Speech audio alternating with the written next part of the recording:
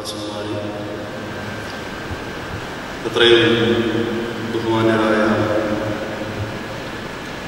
സഹോദര വൈദികരെ, ഭാവനാൽ അനുഗ്രഹീതരായ പ്രിയ സഹോദരി സഹോദരങ്ങളെ, നിങ്ങൾ യേശുക്രിസ്തുവിൻ്റെ പുണ്യനാമത്തിൽ സ്നേഹമാണ്. പരിശുദ്ധമായ ഈ ദേവാലയത്തിൻ്റെ ഉള്ളിൽ ശാന്തമായി അല്പസമയം ചെലവഴിക്കാൻ കഴിയുക എന്നാൽ തന്നെ എത്രയോ അനുഗ്രഹീതമാണ്.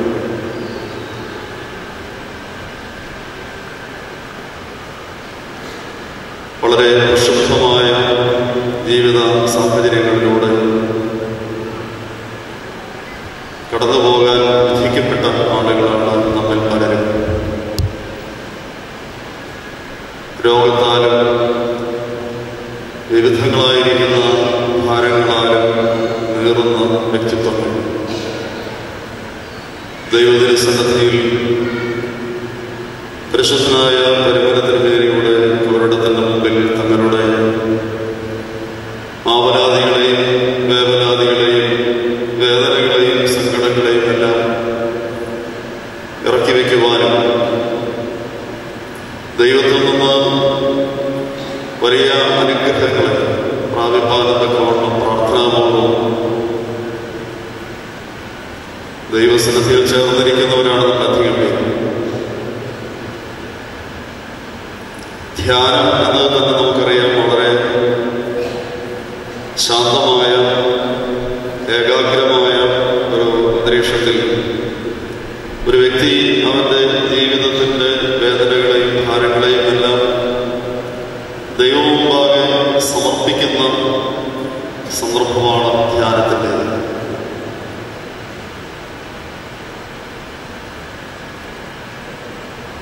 രമണ മഹർഷിയുടെ ഒരു കഥ കേൾക്കാനിടയായിട്ടുണ്ട്. രമണ മഹർഷി അദ്ദേഹത്തിൻ്റെ ശിഷ്യനുമായി ദീർഘമായ ഒരു യാത്രയിലാണ്.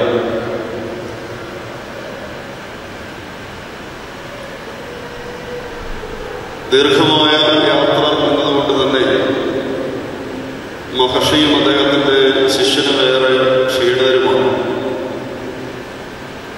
ഒരു ചെറിയ അരുവിയുടെ സമീപത്തൂടെ കടന്നു പോകുമ്പോൾ ശിഷ്യന് തോന്നി ഒരല്പം വിശ്രമിച്ചെങ്കിൽ കൊള്ളാമായിരുന്നു എന്ന്.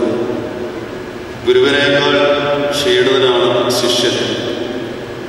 പക്ഷേ അത് ഗുരുവിനോട് ആവശ്യപ്പെടുവാനുള്ള ഒരു ധൈര്യം അദ്ദേഹത്തിനില്ല. അതുകൊണ്ട് തന്നെ വിശ്രമമെടുക്കാതെ നടക്കുന്ന ഗുരുവിൻ്റെ പിന്നാലെ ശിഷ്യനും യാത്ര ചെയ്യുകയാണ്. പക്ഷേ കുറച്ചു ദൂരം ചെല്ലുമ്പോൾ ഒരു വൃക്ഷത്തിൻ്റെ ചുവട്ടിൽ ഗുരു അദ്ദേഹത്തിൻ്റെ ഭാണ്ഡം ഇറക്കി വെച്ചു. ശിഷ്യനെ വിളിച്ചിട്ട് പറഞ്ഞു, നീ ആ അരുവിയിൽ പോയി ഒരല്പം വെള്ളമെടുത്തുകൊണ്ട് വരിക, അല്പസമയം നമുക്ക് ഇവിടെ വിശ്രമിക്കാം.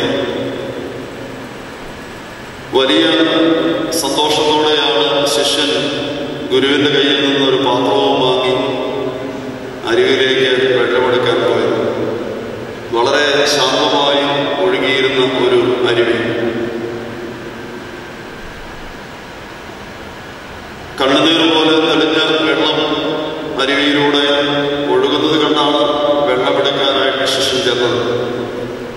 പക്ഷേ പാത്രവുമായി വെള്ളമെടുക്കാൻ കുനിയുമ്പോൾ അപ്പോഴാണ് ശിഷ്യൻ ശ്രദ്ധിക്കുന്നത്, ആ തോട്ടിലെ വെള്ളം ഇപ്പോൾ കലങ്ങി മറിഞ്ഞാണ് ഒഴുകുന്നത്. എന്താണ് പെട്ടെന്ന് അങ്ങനെ സംഭവിച്ചത്? മുകളിലേക്ക് നോക്കി എന്താണ് സംഭവിച്ചത്? ഇപ്പോൾ പെട്ടെന്ന് തോട്ടിലെ വെള്ളം ഇങ്ങനെ കലങ്ങി ഒഴുകാൻ കാരണം. അപ്പോഴാണ് അദ്ദേഹത്തിന്റെ ശ്രദ്ധയിൽപ്പെടുന്ന ഏതാനും കാളവണ്ടികൾ ആ തോട് മുറിച്ച് കടന്നു പോകുന്നത്.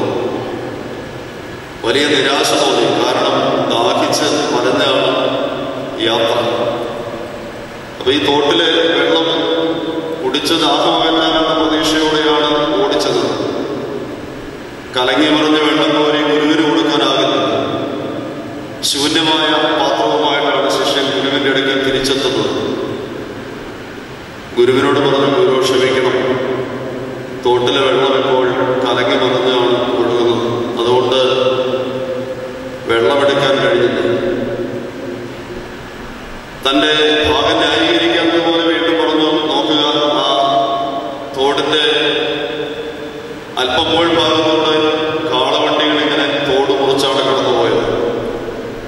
ഗുരു നോക്കുമ്പോൾ കാളവണ്ടികളെല്ലാം തോട് മുറിച്ച് കടന്നു പോയി കഴിഞ്ഞിരുന്നു.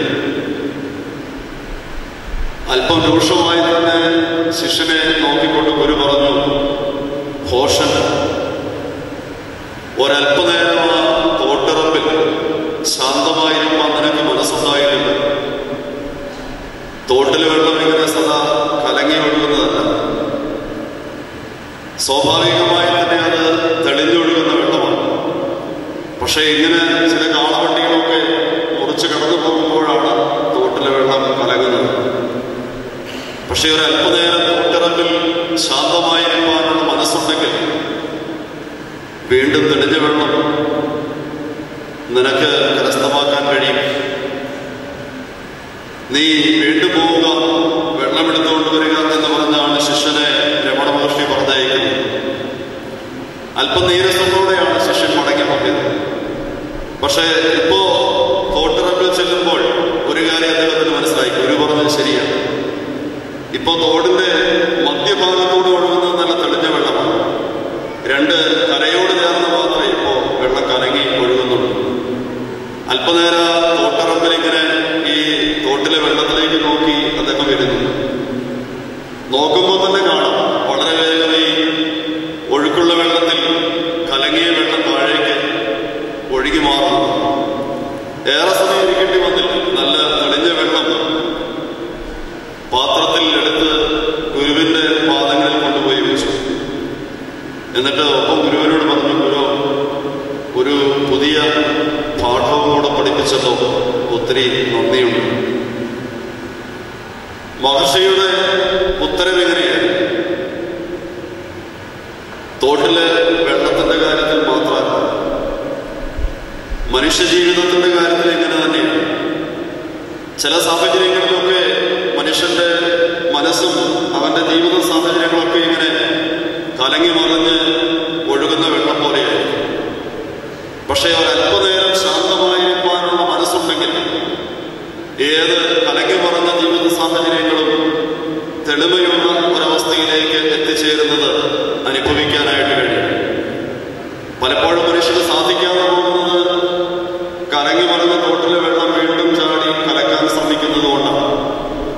ഈ തോട്ടിറമ്പിൽ അല്പനേരം ശാന്തമായിരിക്കാനുള്ള മനസ്സുണ്ടാകാതെ പോകുന്നു എന്നുള്ളത് തന്നെയാണ് പലപ്പോഴും പ്രക്ഷുബ്ധതകളെ തെളിമയുള്ള ശാന്തമായ അന്തരീക്ഷത്തിലേക്ക് നയിക്കാൻ കഴിയാതെ പോകുന്നത്.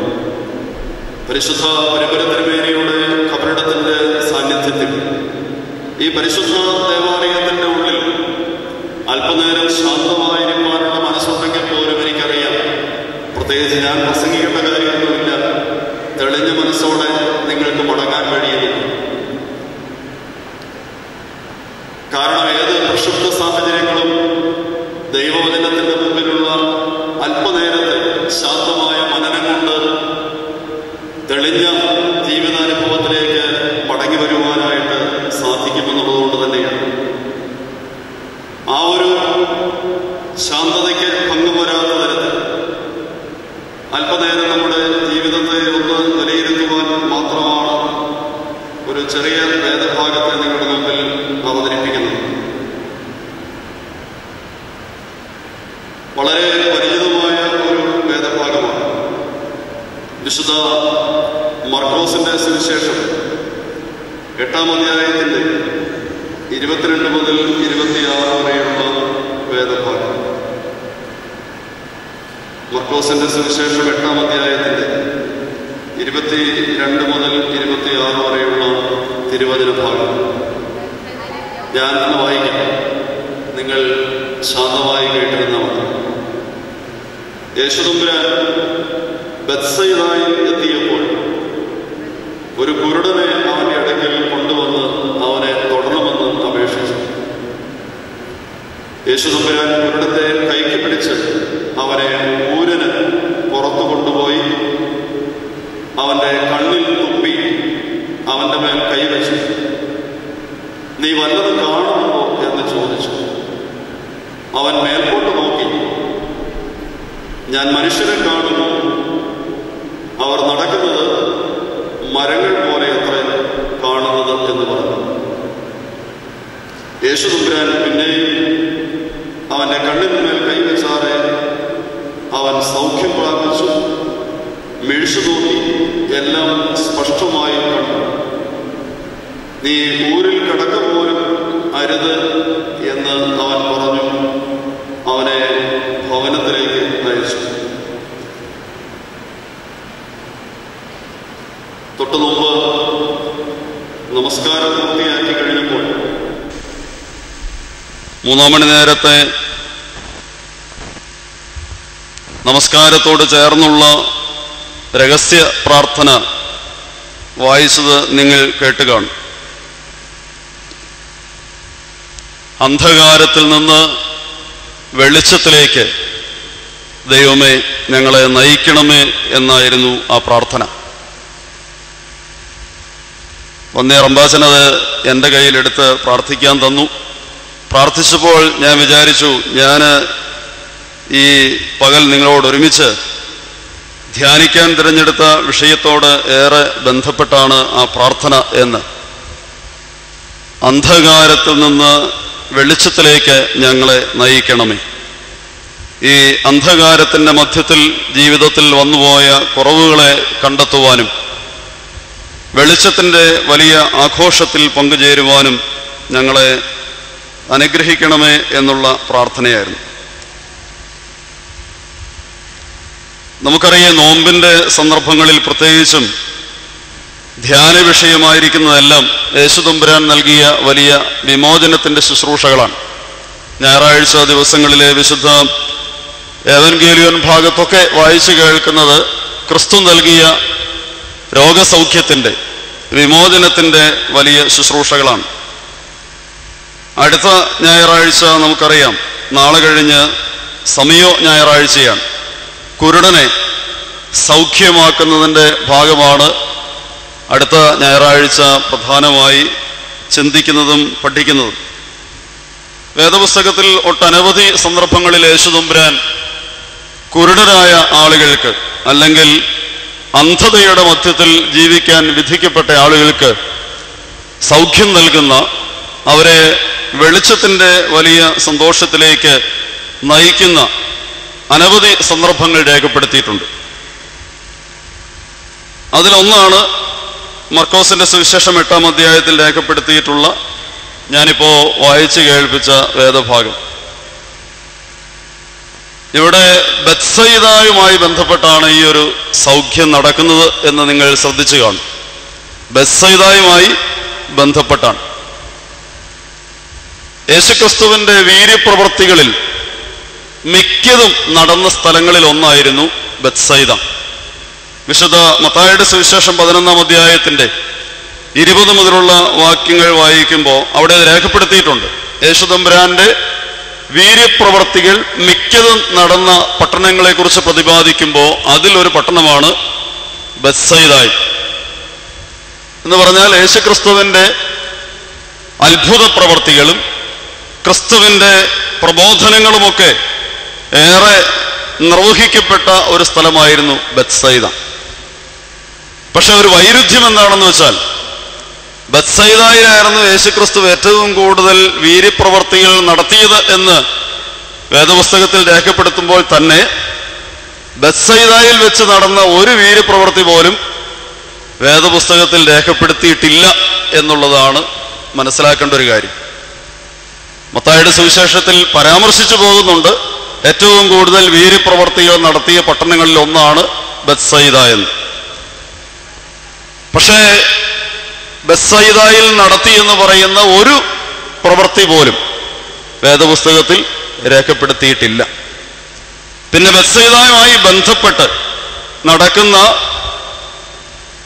ഒരേ ഒരു അത്ഭുത പ്രവർത്തനത്തെക്കുറിച്ചാണ് മർക്കോസിന്റെ സുവിശേഷത്തിൽ രേഖപ്പെടുത്തുന്നത്. അതുപോലെ നടക്കുന്നത് ബത്സയിദായ്ക്കുള്ളിലല്ല.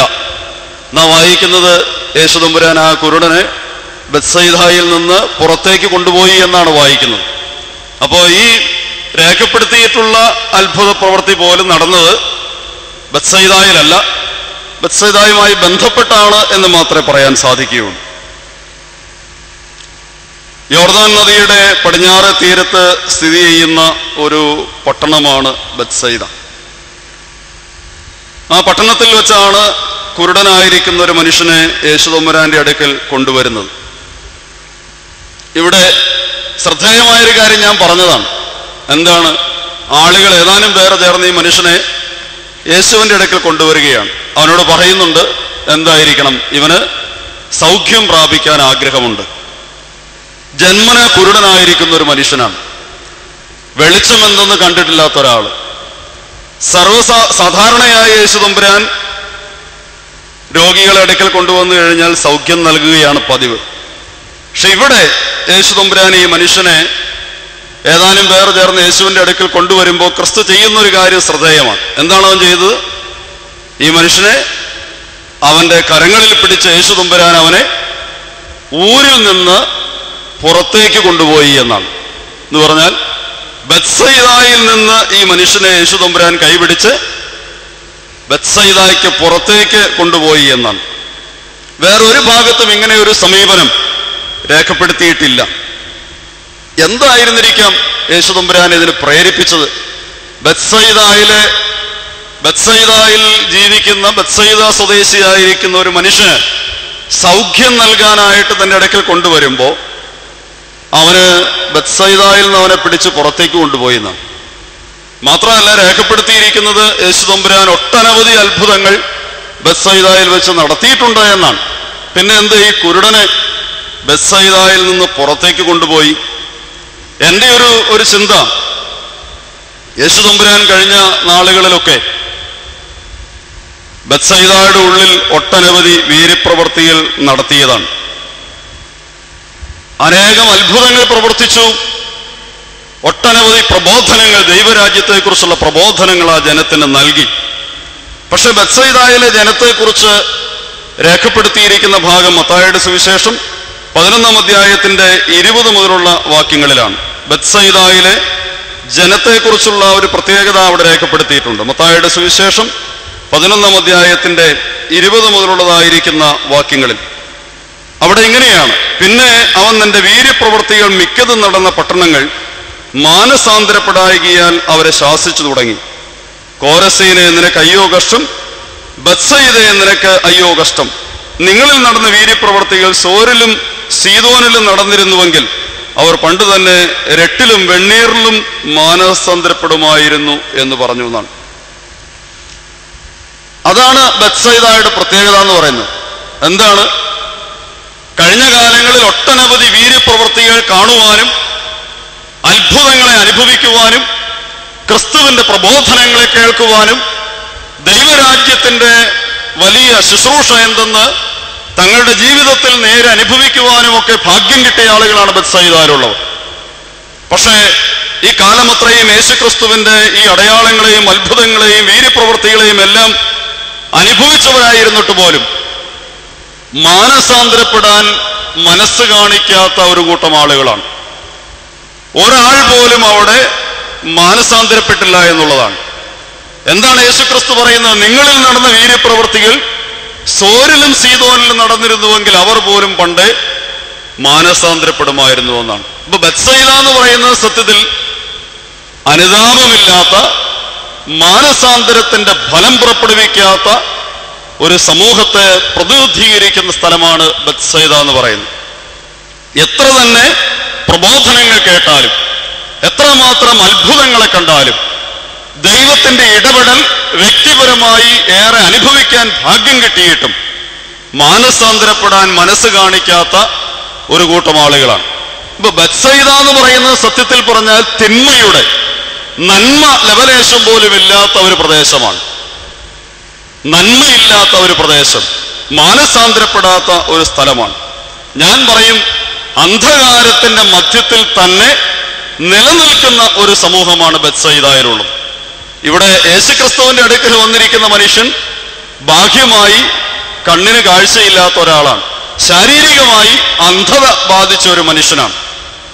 പക്ഷെ ക്രിസ്തു നോക്കുമ്പോൾ ഞാൻ വിചാരിക്കുന്നത്, ഈ മനുഷ്യൻ ശാരീരികമായി അന്ധനാണ് എങ്കിൽ ഇവൻ ജീവിക്കുന്ന ഈ സമൂഹത്തിൽ ബത്സയിദയിലുള്ള ആൾക്കൂട്ടം മുഴുവനും തന്നെ ഒരു വിധത്തിൽ അന്ധകാരത്തിന്റെ മധ്യത്തിൽ ജീവിക്കുന്നവരാണ്.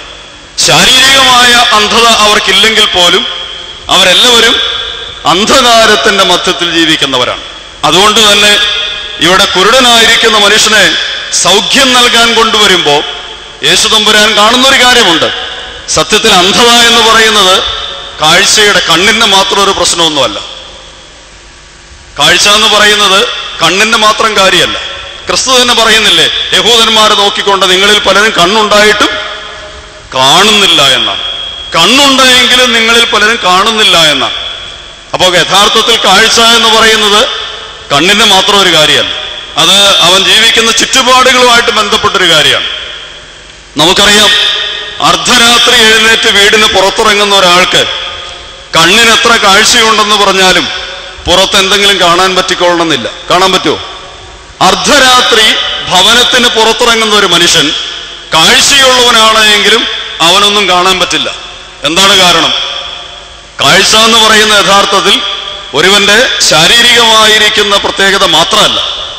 കണ്ണിന് കാഴ്ചയുണ്ട് എന്നതുകൊണ്ട് മാത്രം അവന് ചുറ്റുപാടുകളെ കാണാൻ കഴിയണമെന്ന് നിർബന്ധമില്ല. അവൻ നിൽക്കുന്ന ചുറ്റുപാടുകൾ കൂടെ വെളിച്ചമുള്ളതാണെങ്കിൽ മാത്രമേ യഥാർത്ഥത്തിൽ അവന്റെ കണ്ണിന് വെളിച്ചമുണ്ട് എന്ന് പറയുന്നതിൽ അർത്ഥമുള്ളൂ. ചുറ്റുപാടുകൾ അന്ധകാരം നിറഞ്ഞതാണ് എങ്കിൽ കണ്ണിന്റെ കാഴ്ച പ്രത്യേകിച്ച് പ്രയോജനമില്ലാത്തതായിത്തീരും. അപ്പൊ ഇവിടെ യേശുതമ്പുരാനെ സംബന്ധിച്ചിടത്തോളം ക്രിസ്തു കാണുന്നൊരു കാര്യം, മനുഷ്യന് കാഴ്ച കൊടുക്കണമെങ്കിൽ ആ കാഴ്ച യഥാർത്ഥമായി അവന്റെ ജീവിതത്തിന് വെളിച്ചം പകരുന്നതാകണമെങ്കിൽ അവൻ നിലനിൽക്കുന്ന ഈ അന്ധകാരത്തിന്റെ സാഹചര്യങ്ങൾ മാറേണ്ടതുണ്ട് എന്നാണ്. അവൻ ജീവിക്കുന്നത് അന്ധകാരത്തിന്റെ മധ്യത്തിലാണ്, ബത്സയിദായിലാണ്. അതുകൊണ്ട് യേശുതമ്പുരാൻ ആ മനുഷ്യനെ ആദ്യം ചെയ്യുന്നത് അവനെ ഈ അന്ധകാരത്തിന്റെ ബത്സയിദായിൽ നിന്ന് പുറത്തേക്ക് കൂട്ടിക്കൊണ്ടുപോയി എന്നാണ്. കൊണ്ടുവന്ന ആളുകളുടെ കയ്യിൽ നിന്ന് ഈ മനുഷ്യനെ ക്രിസ്തു കരങ്ങളിൽ ഏറ്റുവാങ്ങിയിട്ട് അവനെ പിടിച്ച് ബത്സയിദ എന്ന ഗ്രാമത്തിന് പുറത്തേക്ക് കൊണ്ടുപോവുകയാണ്. മാനസാന്തരപ്പെടാത്ത ജനം അധിവസിക്കുന്ന ബത്സയിദായിൽ ഇനി ഒരു അത്ഭുത പ്രവൃത്തിക്ക് സ്ഥാനമില്ല എന്ന് ക്രിസ്തു കാണുന്നുണ്ട്. മാത്രമല്ല, ഇനിയും ഇവിടെ ഒരു അത്ഭുതം പ്രവർത്തിച്ചിട്ട് വലിയ കാര്യമില്ലെന്നറിയാം. കാരണം മാനസാന്തരപ്പെടാൻ മനസ്സ് കാണിക്കുന്നവരുടെ മധ്യത്തിൽ മാത്രമേ ദൈവത്തിന്റെ പ്രവർത്തനങ്ങൾ ഫലവത്തായി തീരുകയുള്ളൂ എന്നുള്ളത് കൊണ്ട് തന്നെയാണ്. അപ്പൊ യഥാർത്ഥത്തിൽ സൗഖ്യം ആഗ്രഹിക്കുന്ന മനുഷ്യൻ, വെളിച്ചം കണ്ടെത്താൻ ആഗ്രഹിക്കുന്ന മനുഷ്യൻ ആദ്യം ചെയ്യേണ്ട കാര്യം എന്താണ്? അവൻ ജീവിക്കുന്ന, ഇപ്പോൾ നിലനിൽക്കുന്ന അന്ധകാരത്തിന്റെ സാഹചര്യങ്ങളോട് യാത്ര പറഞ്ഞ് വെളിച്ചമുള്ള ഒരു പുതിയ സ്ഥലത്തേക്ക് മാറേണ്ടതുണ്ട്. അപ്പൊ ആദ്യം ചെയ്യേണ്ട കാര്യം അതാണ്. അവൻ നിലനിൽക്കുന്ന അന്ധകാരത്തിന്റെ അവസ്ഥകളോട്, അന്ധകാരത്തിന്റെ സാഹചര്യങ്ങളോട് യാത്ര പറയണമെന്ന് തന്നെയാണ്. യേശുതമ്പുരാൻ കുരുടന്റെ കയ്യിൽ പിടിക്കുന്നത് സത്യത്തിൽ അവന്റെ കണ്ണിന് കാഴ്ച കൊടുക്കാനല്ല, നേരെ മറിച്ച് ആദ്യപടിയായി അവനെ ബത്സയിദായിൽ നിന്ന് പുറത്തേക്ക് കൊണ്ടുപോകാനാണ്. പ്രിയമുള്ളവരെ, നമ്മളൊക്കെ ജീവിതത്തിലേക്ക് ഒരു നിമിഷം തിരിഞ്ഞു നോക്കിയാൽ അറിയാം, ഇന്ന് നാം നിലനിൽക്കുന്നത് പലപ്പോഴും അന്ധകാരത്തിന്റെ ബത്സയിദാകളിലാണ്. എത്ര അത്ഭുതങ്ങളെ കണ്ടാലും, എത്ര പ്രാവശ്യം ദൈവരാജ്യത്തിന്റെ മൂല്യങ്ങളെ കുറിച്ച് കേട്ടാലും, ദൈവത്തിന്റെ ഇടപെടൽ വ്യക്തിപരമായ ജീവിതത്തിൽ അനുഭവിക്കാൻ ഭാഗ്യം കിട്ടിയിട്ടും മാനസാന്തരപ്പെടാൻ മനസ്സ് കാണിക്കാത്ത, മനം തിരിയുവാൻ മനസ്സ് കാണിക്കാത്ത, നന്മയിലേക്ക് എത്തിച്ചേരുവാൻ മനസ്സ് കാണിക്കാത്ത തിന്മയുടെ ബത്സയിദാകളിൽ തന്നെ നിലനിൽക്കുന്ന ഒരു സാഹചര്യം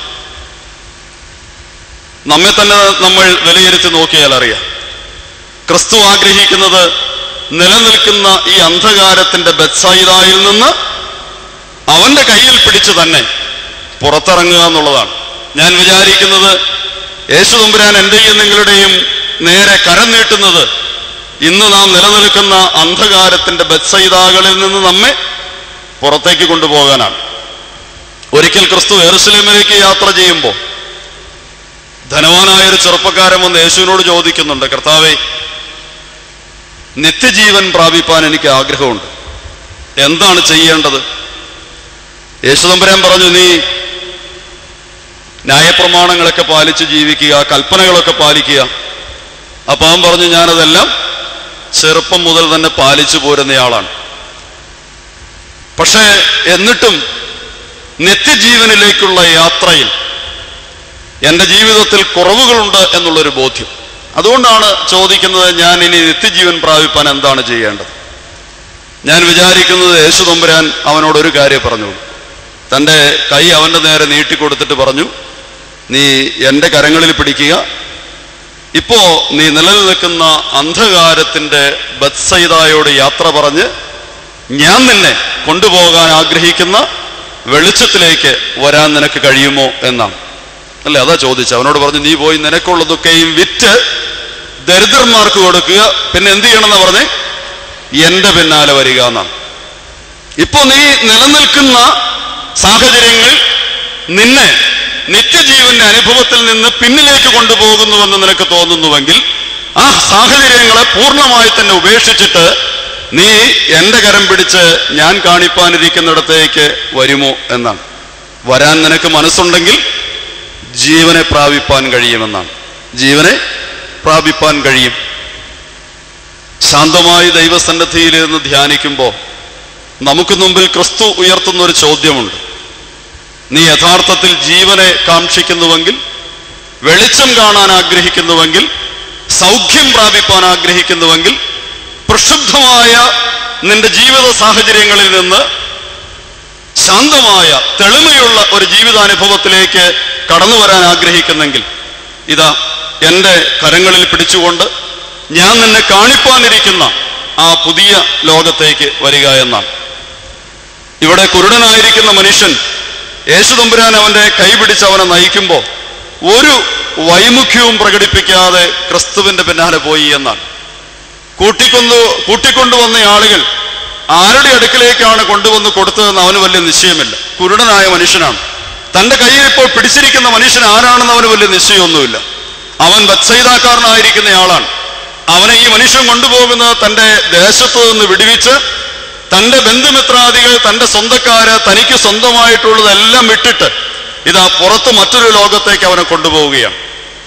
പക്ഷെ ഇതൊക്കെ അറിയുമ്പോഴും ഈ കുരുടനായിരിക്കുന്ന മനുഷ്യൻ ഒരു വിമുഖതയും കൂടാതെ യേശു ക്രിസ്തുവിനോടൊപ്പം ഈ യാത്ര ചെയ്യുകയാണ്. ചില നഷ്ടപ്പെടലുകൾ ഈ യാത്രയുടെ പിന്നിലുണ്ടെന്ന് ഓർക്കണം. ബത്സയിദായിൽ അവൻ സമ്പാദിച്ചു കൂട്ടിയതൊക്കെ ഉപേക്ഷിക്കുകയാണ്. ബത്സയിദായിൽ അവനുണ്ടായിരുന്ന ബന്ധങ്ങളെല്ലാം ഉപേക്ഷിക്കുകയാണ്. ബത്സയിദായോട് തന്നെ എന്നേക്കുമായി യാത്ര പറയുകയാണ്. ധനവാനായ മനുഷ്യനോട് ക്രിസ്തു പറയുന്ന കാര്യം അത് തന്നെയാണ്. ജീവനെ കാക്ഷിക്കുന്നുവെങ്കിൽ നീ നിന്റെ സ്വന്തമെന്ന് കരുതുന്നത് പലതുമൊക്കെ നിനക്ക് ഉപേക്ഷിക്കേണ്ടി വരും. ഇപ്പൊ നീ ആയിരിക്കുന്ന ബത്സയിദായുടെ താല്പര്യങ്ങളെ വെടിയേണ്ടി വരും.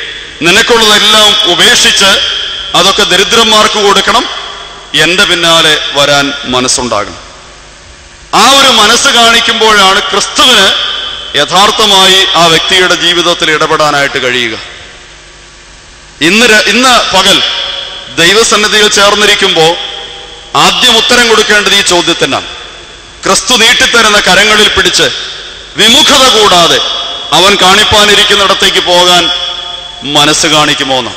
അബ്രഹാമിനെ വിളിച്ചിട്ട് യഹോവയാം ദൈവം പറയുന്നുണ്ട്, നീ നിന്റെ ബന്ധുക്കളെയും സ്വന്തക്കാരെയും എല്ലാം ഉപേക്ഷിച്ചിട്ട് ഞാൻ കാണിപ്പാനിരിക്കുന്ന ദേശത്തേക്ക് ഇറങ്ങി പുറപ്പെടുക എന്ന് പറയുമ്പോൾ ഒരു വൈമുഖ്യവും കൂടാതെ സ്വന്തവും ബന്ധുവുമായിട്ടുള്ളതെല്ലാം ഉപേക്ഷിച്ച് അബ്രഹാം ഇറങ്ങി പുറപ്പെടുമ്പോൾ ദൈവത്തിന് അബ്രഹാമിൽ അത്ഭുതകരമായി ഇടപെടാനും പ്രവർത്തിക്കാനും സാധിക്കും. വെളിച്ചം കിട്ടാൻ ആഗ്രഹിക്കുന്നവൻ ബത്സയിദാകളോട് യാത്ര പറയേണ്ടതുണ്ട്. ഏതാണ് ബത്സയിദ എന്ന് എനിക്ക് പറയാൻ കഴിയില്ല.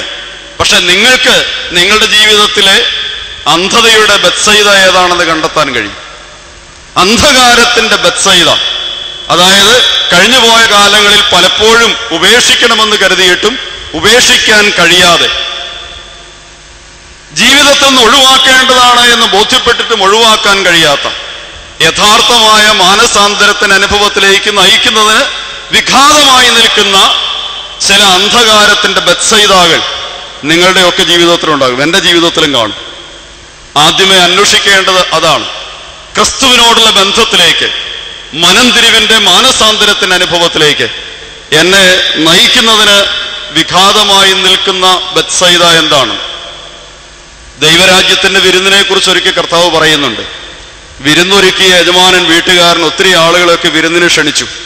വിരുന്നിന് ക്ഷണിച്ചപ്പോൾ എല്ലാവരും പറഞ്ഞു ഞങ്ങൾ വരാമെന്ന് എല്ലാവരും സമ്മതിച്ചു. ദൈവരാജ്യത്തിന്റെ വിരുന്നാണ്. എല്ലാവരും സമ്മതിച്ചു. അവരൊക്കെ ഡയറി കുറിച്ച് വെച്ചു, ഡേറ്റും സമയമൊക്കെ ഡയറി കുറിച്ച് വെച്ചു, വന്നോളാന്ന് പറഞ്ഞു. വീട്ടുടമസ്ഥൻ വിരുന്നൊക്കെ ഒരുക്കി. വിരുന്നൊരുക്കി വിളമ്പേണ്ട സമയമായി. വിരുന്നുശാലയിൽ വന്ന് നോക്കിയപ്പോ വിരുന്നുശാല ശൂന്യമായി കിടക്കുകയാണ്. ക്ഷണിക്കപ്പെട്ട അതിഥികൾ ആരും വിരുന്നുശാലയിൽ എത്തിയിട്ടില്ല. യജമാനൻ ഭൃത്യന്മാരെ വിളിച്ചിട്ട് പറഞ്ഞു, ഒരുപക്ഷെ കുറച്ച് നേരത്തെ വിളിച്ചതല്ലേ, മറന്നുപോയി കാണും. അതുകൊണ്ട് നിങ്ങൾ പോയി ഒന്ന് ഓർമ്മപ്പെടുത്തുക, ഇന്നാണ് വിരുന്ന്, അതെല്ലാം ഒരുങ്ങിക്കഴിഞ്ഞു, ഭക്ഷണം കഴിക്കാനായിട്ട് വരാൻ ഇതാ യജമാനൻ നിങ്ങളെ വീണ്ടും വിളിക്കുന്നുവെന്നൊന്ന് അറിയിക്കാൻ പറഞ്ഞു. ഭൃത്യന്മാരെ ക്ഷണിക്കപ്പെട്ട അതിഥികളുടെ ലിസ്റ്റൊക്കെ വാങ്ങി വേഗം തന്നെ ഇറങ്ങി പുറപ്പെട്ടു. ക്ഷണിക്കപ്പെട്ട അതിഥികളുടെ വീട്ടിലെത്തിയിട്ട് പറഞ്ഞു, ഇതാ യജമാനന്റെ ഭവനത്തിൽ വിരുന്നൊക്കെ ഒരുങ്ങിയിട്ടുണ്ട്, എല്ലാം റെഡിയാണ്, ഇപ്പോ ഇനി ചെന്ന് വിരുന്നുണ്ടാൽ മാത്രം മതി, അതുകൊണ്ട് യജമാനൻ എത്രയും പെട്ടെന്ന് വിരുന്ന് ഭവനത്തിലേക്ക് എത്താൻ നിങ്ങളെ ക്ഷണിക്കുന്നു എന്ന് പറഞ്ഞു. ക്ഷണിക്കപ്പെട്ട ആളുകൾ എന്താ പറഞ്ഞെന്നറിയാമോ? എല്ലാം ഒരുക്കി വെച്ചിരിക്കുന്ന സമയത്ത്, നിർണായകമായിരിക്കുന്ന ഈ സമയത്ത് ക്ഷണിക്കപ്പെട്ട അതിഥികളെല്ലാം പിന്മാറി എന്നാണ്. ആദ്യത്തെ ആളുകളുടെ ഇടയ്ക്ക് ചെന്നപ്പോൾ അവർ പറഞ്ഞു, ഞങ്ങള് കുറച്ച് നിലം വാങ്ങിയിട്ടുണ്ട്, ആ കാര്യങ്ങളൊക്കെ ബന്ധപ്പെട്ട് കുറെ കാര്യങ്ങളൊക്കെ ക്രമീകരിക്കാനുള്ളത് കൊണ്ട് ഞങ്ങൾക്ക് വിരുന്നിന് വരാൻ പറ്റില്ല, ക്ഷമിക്കണം, യജമാനോട് വഴക്കൊന്നും വിചാരിക്കരുതെന്ന് പറയണമെന്ന് പറഞ്ഞു. ആദ്യത്തെ കൂട്ടം ആളുകൾ ഒഴിവായി. എന്താണ് പ്രശ്നം? ഈ ദൈവരാജ്യത്തിന്റെ വിരുന്ന് ഉണ്ണുന്നതിന് തടസ്സം എന്താണ്? അവരെന്താ തടസ്സം പറഞ്ഞേ? ഞങ്ങൾ കുറച്ച് നിലം വാങ്ങിയിട്ടുണ്ട് എന്നുള്ളതാണ്. ഞങ്ങൾ കുറച്ച് സ്വത്ത് സമ്പാദിച്ചിട്ടുണ്ട്, അതുമായിട്ട് ബന്ധപ്പെട്ട ചില താല്പര്യങ്ങൾ ഞങ്ങളുടെ മുമ്പിലുള്ളത് കൊണ്ട് വിരുന്നിലേക്ക് വരാൻ ഞങ്ങൾക്ക് പറ്റില്ല എന്നാണ്. രണ്ടാമത്തെ കൂട്ടം ആളുകളുടെ അടുക്ക പോയിട്ട് പറഞ്ഞു, ഇതാ വിരുന്നൊക്കെ ഒരുങ്ങിയിട്ടുണ്ട്, യജമാനൻ കാത്തിരിക്കുകയാണ്. അപ്പൊ അവര് പറഞ്ഞു, ഞങ്ങൾ 5 കാളയെ വാങ്ങിയിട്ടുണ്ട്, അതുമായിട്ട് ബന്ധപ്പെട്ട കാര്യങ്ങൾ ക്രമീകരിക്കാനുണ്ട്, അതുകൊണ്ട് വരാൻ പറ്റില്ല എന്നാണ്. ഞാൻ വിചാരിക്കുന്നത് കൃഷിക്കാരായിരിക്കുന്ന ആളുകളായിരിക്കും, കർഷകരായിരിക്കുന്ന ആളുകളായിരിക്കും. അപ്പൊ അവരുടെ തൊഴിൽ മേഖലയുമായിട്ട് ബന്ധപ്പെട്ട കാര്യമാണ് 5 കാളയെ വാങ്ങിയിട്ടുണ്ട് എന്ന് പറയുന്നു. അപ്പൊ ആദ്യത്തെ കൂട്ടം ആളുകൾ പറയുന്നത്, ഞങ്ങൾ കുറച്ച് സ്വത്ത് നിലം വാങ്ങിയിട്ടുണ്ട്, അതുമായിട്ട് ബന്ധപ്പെട്ട ചില സ്വാധീനങ്ങൾ ഞങ്ങളുടെ മേലുള്ളത് കൊണ്ട് ഞങ്ങൾക്ക് വരാൻ പറ്റില്ല എന്നാണ്. രണ്ടാമത്തെ കൂട്ടം ആളുകൾ പറയുന്നത്, ഞങ്ങളുടെ തൊഴിൽ മേഖലയുമായി ബന്ധപ്പെട്ട ചില പ്രശ്നങ്ങൾ, ചില തടസ്സങ്ങൾ, ചില സ്വാധീനങ്ങൾ ഞങ്ങളുടെ ജീവിതത്തിലുള്ളത് കൊണ്ട് ഞങ്ങൾക്ക് വിരുന്നിൽ പങ്കെടുക്കാൻ പറ്റില്ല. മൂന്നാമത്തെ ആളുകളുടെ ഇടയ്ക്ക് ചെന്നു, അവരും പറഞ്ഞു വരാൻ പറ്റില്ല. അവരുടെ പ്രശ്നം എന്തായിരുന്നു ഓർക്കണ്ടോ? ആദ്യത്തെ 2 കൂട്ടം ആളുകൾ പറഞ്ഞതിൽ നിന്ന് തികച്ചും വ്യത്യസ്തമായ ഒരു പ്രശ്നം മൂന്നാമത്തെ കൂട്ടം ആളുകളുടെ. അവർ പറഞ്ഞു, ഞങ്ങൾ വിവാഹം കഴിച്ചിരിക്കുന്നത് കൊണ്ട് വരാൻ പറ്റില്ല എന്നാണ്. ഞങ്ങൾ വിവാഹം കഴിച്ചിരിക്കുന്നു, അതുകൊണ്ട് വരാൻ പറ്റില്ല എന്നാണ്. അപ്പൊ 3 കൂട്ടം ആളുകളും ക്ഷണിക്കപ്പെട്ട അതിഥികൾ എല്ലാവരും തന്നെ പിന്മാറിയെന്ന് ചുരുക്കം. കുഴപ്പം ആരുടെയാണ്? യജമാനന്റെ കുഴപ്പമില്ലാണോ? ആണോ? യജമാനൻ ക്ഷണിക്കാത്തതിന്റെ കുഴപ്പമൊന്നുമല്ല. യജമാനൻ ക്ഷണിച്ചു, അത് പോരാഞ്ഞിട്ട് ഭൃത്യന്മാരെ വിട്ട് വീണ്ടും ക്ഷണിച്ചു, പക്ഷേ നിർണായകമായ ദൈവരാജ്യത്തിന്റെ വിരുന്നിൽ പങ്കെടുക്കാൻ കഴിയാതെ പോയി. ഞാൻ പറയും, ജീവിതത്തിൽ ചില ബത്സയിദാകൾ നിലനിൽക്കുന്നത് തന്നെയാണ്. ദൈവരാജ്യത്തിന്റെ വിരുന്നിൽ ജീവനിലേക്ക് പ്രവേശിക്കുന്നതിന് തടസ്സമായി ചില ബത്സയിദാകളുടെ പ്രലോഭനങ്ങൾ, കുടുക്കുകൾ ജീവിതത്തിൽ നിലനിൽക്കുന്നു എന്നുള്ളതാണ്. ഒന്ന്, ആർജിച്ചു കൂട്ടിയിട്ടുള്ള സമ്പാദ്യങ്ങളുടെ സ്വാധീനം, ധനസമ്പത്തുകളുടെ സ്വാധീനം. 2, തൊഴിൽ മേഖലയുമായിട്ട് ബന്ധപ്പെട്ട സ്വാധീനങ്ങളോ പ്രശ്നങ്ങളോ. 3, കുടുംബജീവിതത്തിന്റെ നിർബന്ധങ്ങൾ. വിവാഹം കഴിച്ചിരിക്കുന്നു എന്നാണ്, ഭാര്യയുടെ നിർബന്ധങ്ങൾ, ഭർത്താവിന്റെ നിർബന്ധങ്ങൾ, മക്കളുടെ സ്വാധീനങ്ങൾ, എന്തുമാകട്ടെ കുടുംബ ബന്ധങ്ങളുടെ സ്വാധീനങ്ങൾ ദൈവരാജ്യത്തിലേക്കുള്ളതായിരിക്കുന്ന യാത്രയ്ക്ക് വിഘാതമായി നിൽക്കുകയാണ്. ഇപ്പൊ യേശു തമ്പുരാൻ ആദ്യമേ തന്നെ ജീവിതത്തോട് ചോദിക്കുന്നൊരു കാര്യം, ഈ തരത്തിലുള്ള ബന്ധങ്ങളെ, ഈ തരത്തിലുള്ള സ്വാധീനങ്ങളെ, ഈ തരത്തിലുള്ള നിർബന്ധങ്ങളെ ഉപേക്ഷിച്ചിട്ട് ദൈവരാജ്യത്തിന്റെ വിരുന്നിലേക്ക്, അല്ലെങ്കിൽ ഈ ജീവനിലേക്കുള്ള യാത്രയിൽ എന്റെ കരം പിടിച്ച് ഇറങ്ങി വരാൻ നിനക്ക് മനസ്സുണ്ടാകുമോ എന്നാണ്. ഇവിടെ വൈമുഖ്യം കൂടാതെ ഈ കുരുടൻ ക്രിസ്തുവിനോടൊപ്പം ഇറങ്ങി പുറപ്പെടുകയാണ്.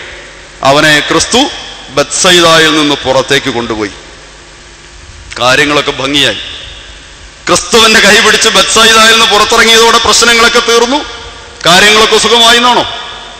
എന്താണ് പിന്നെ അടുത്ത ഘട്ടത്തിൽ ക്രിസ്തു ചെയ്യുന്നത്?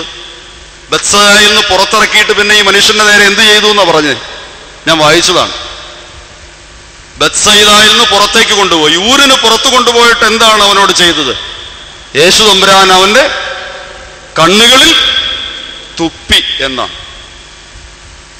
ഒരു മനുഷ്യനെ അവൻ ജീവിക്കുന്ന ബത്സയിദായിൽ നിന്ന് കൈപിടിച്ച് പുറത്തേക്ക് കൊണ്ടുപോയിട്ട് പുറത്തിറങ്ങി കഴിഞ്ഞപ്പോൾ അവന്റെ മുഖത്തേക്ക് തുപ്പി എന്നാണ് എഴുതിയിരിക്കുന്നത്.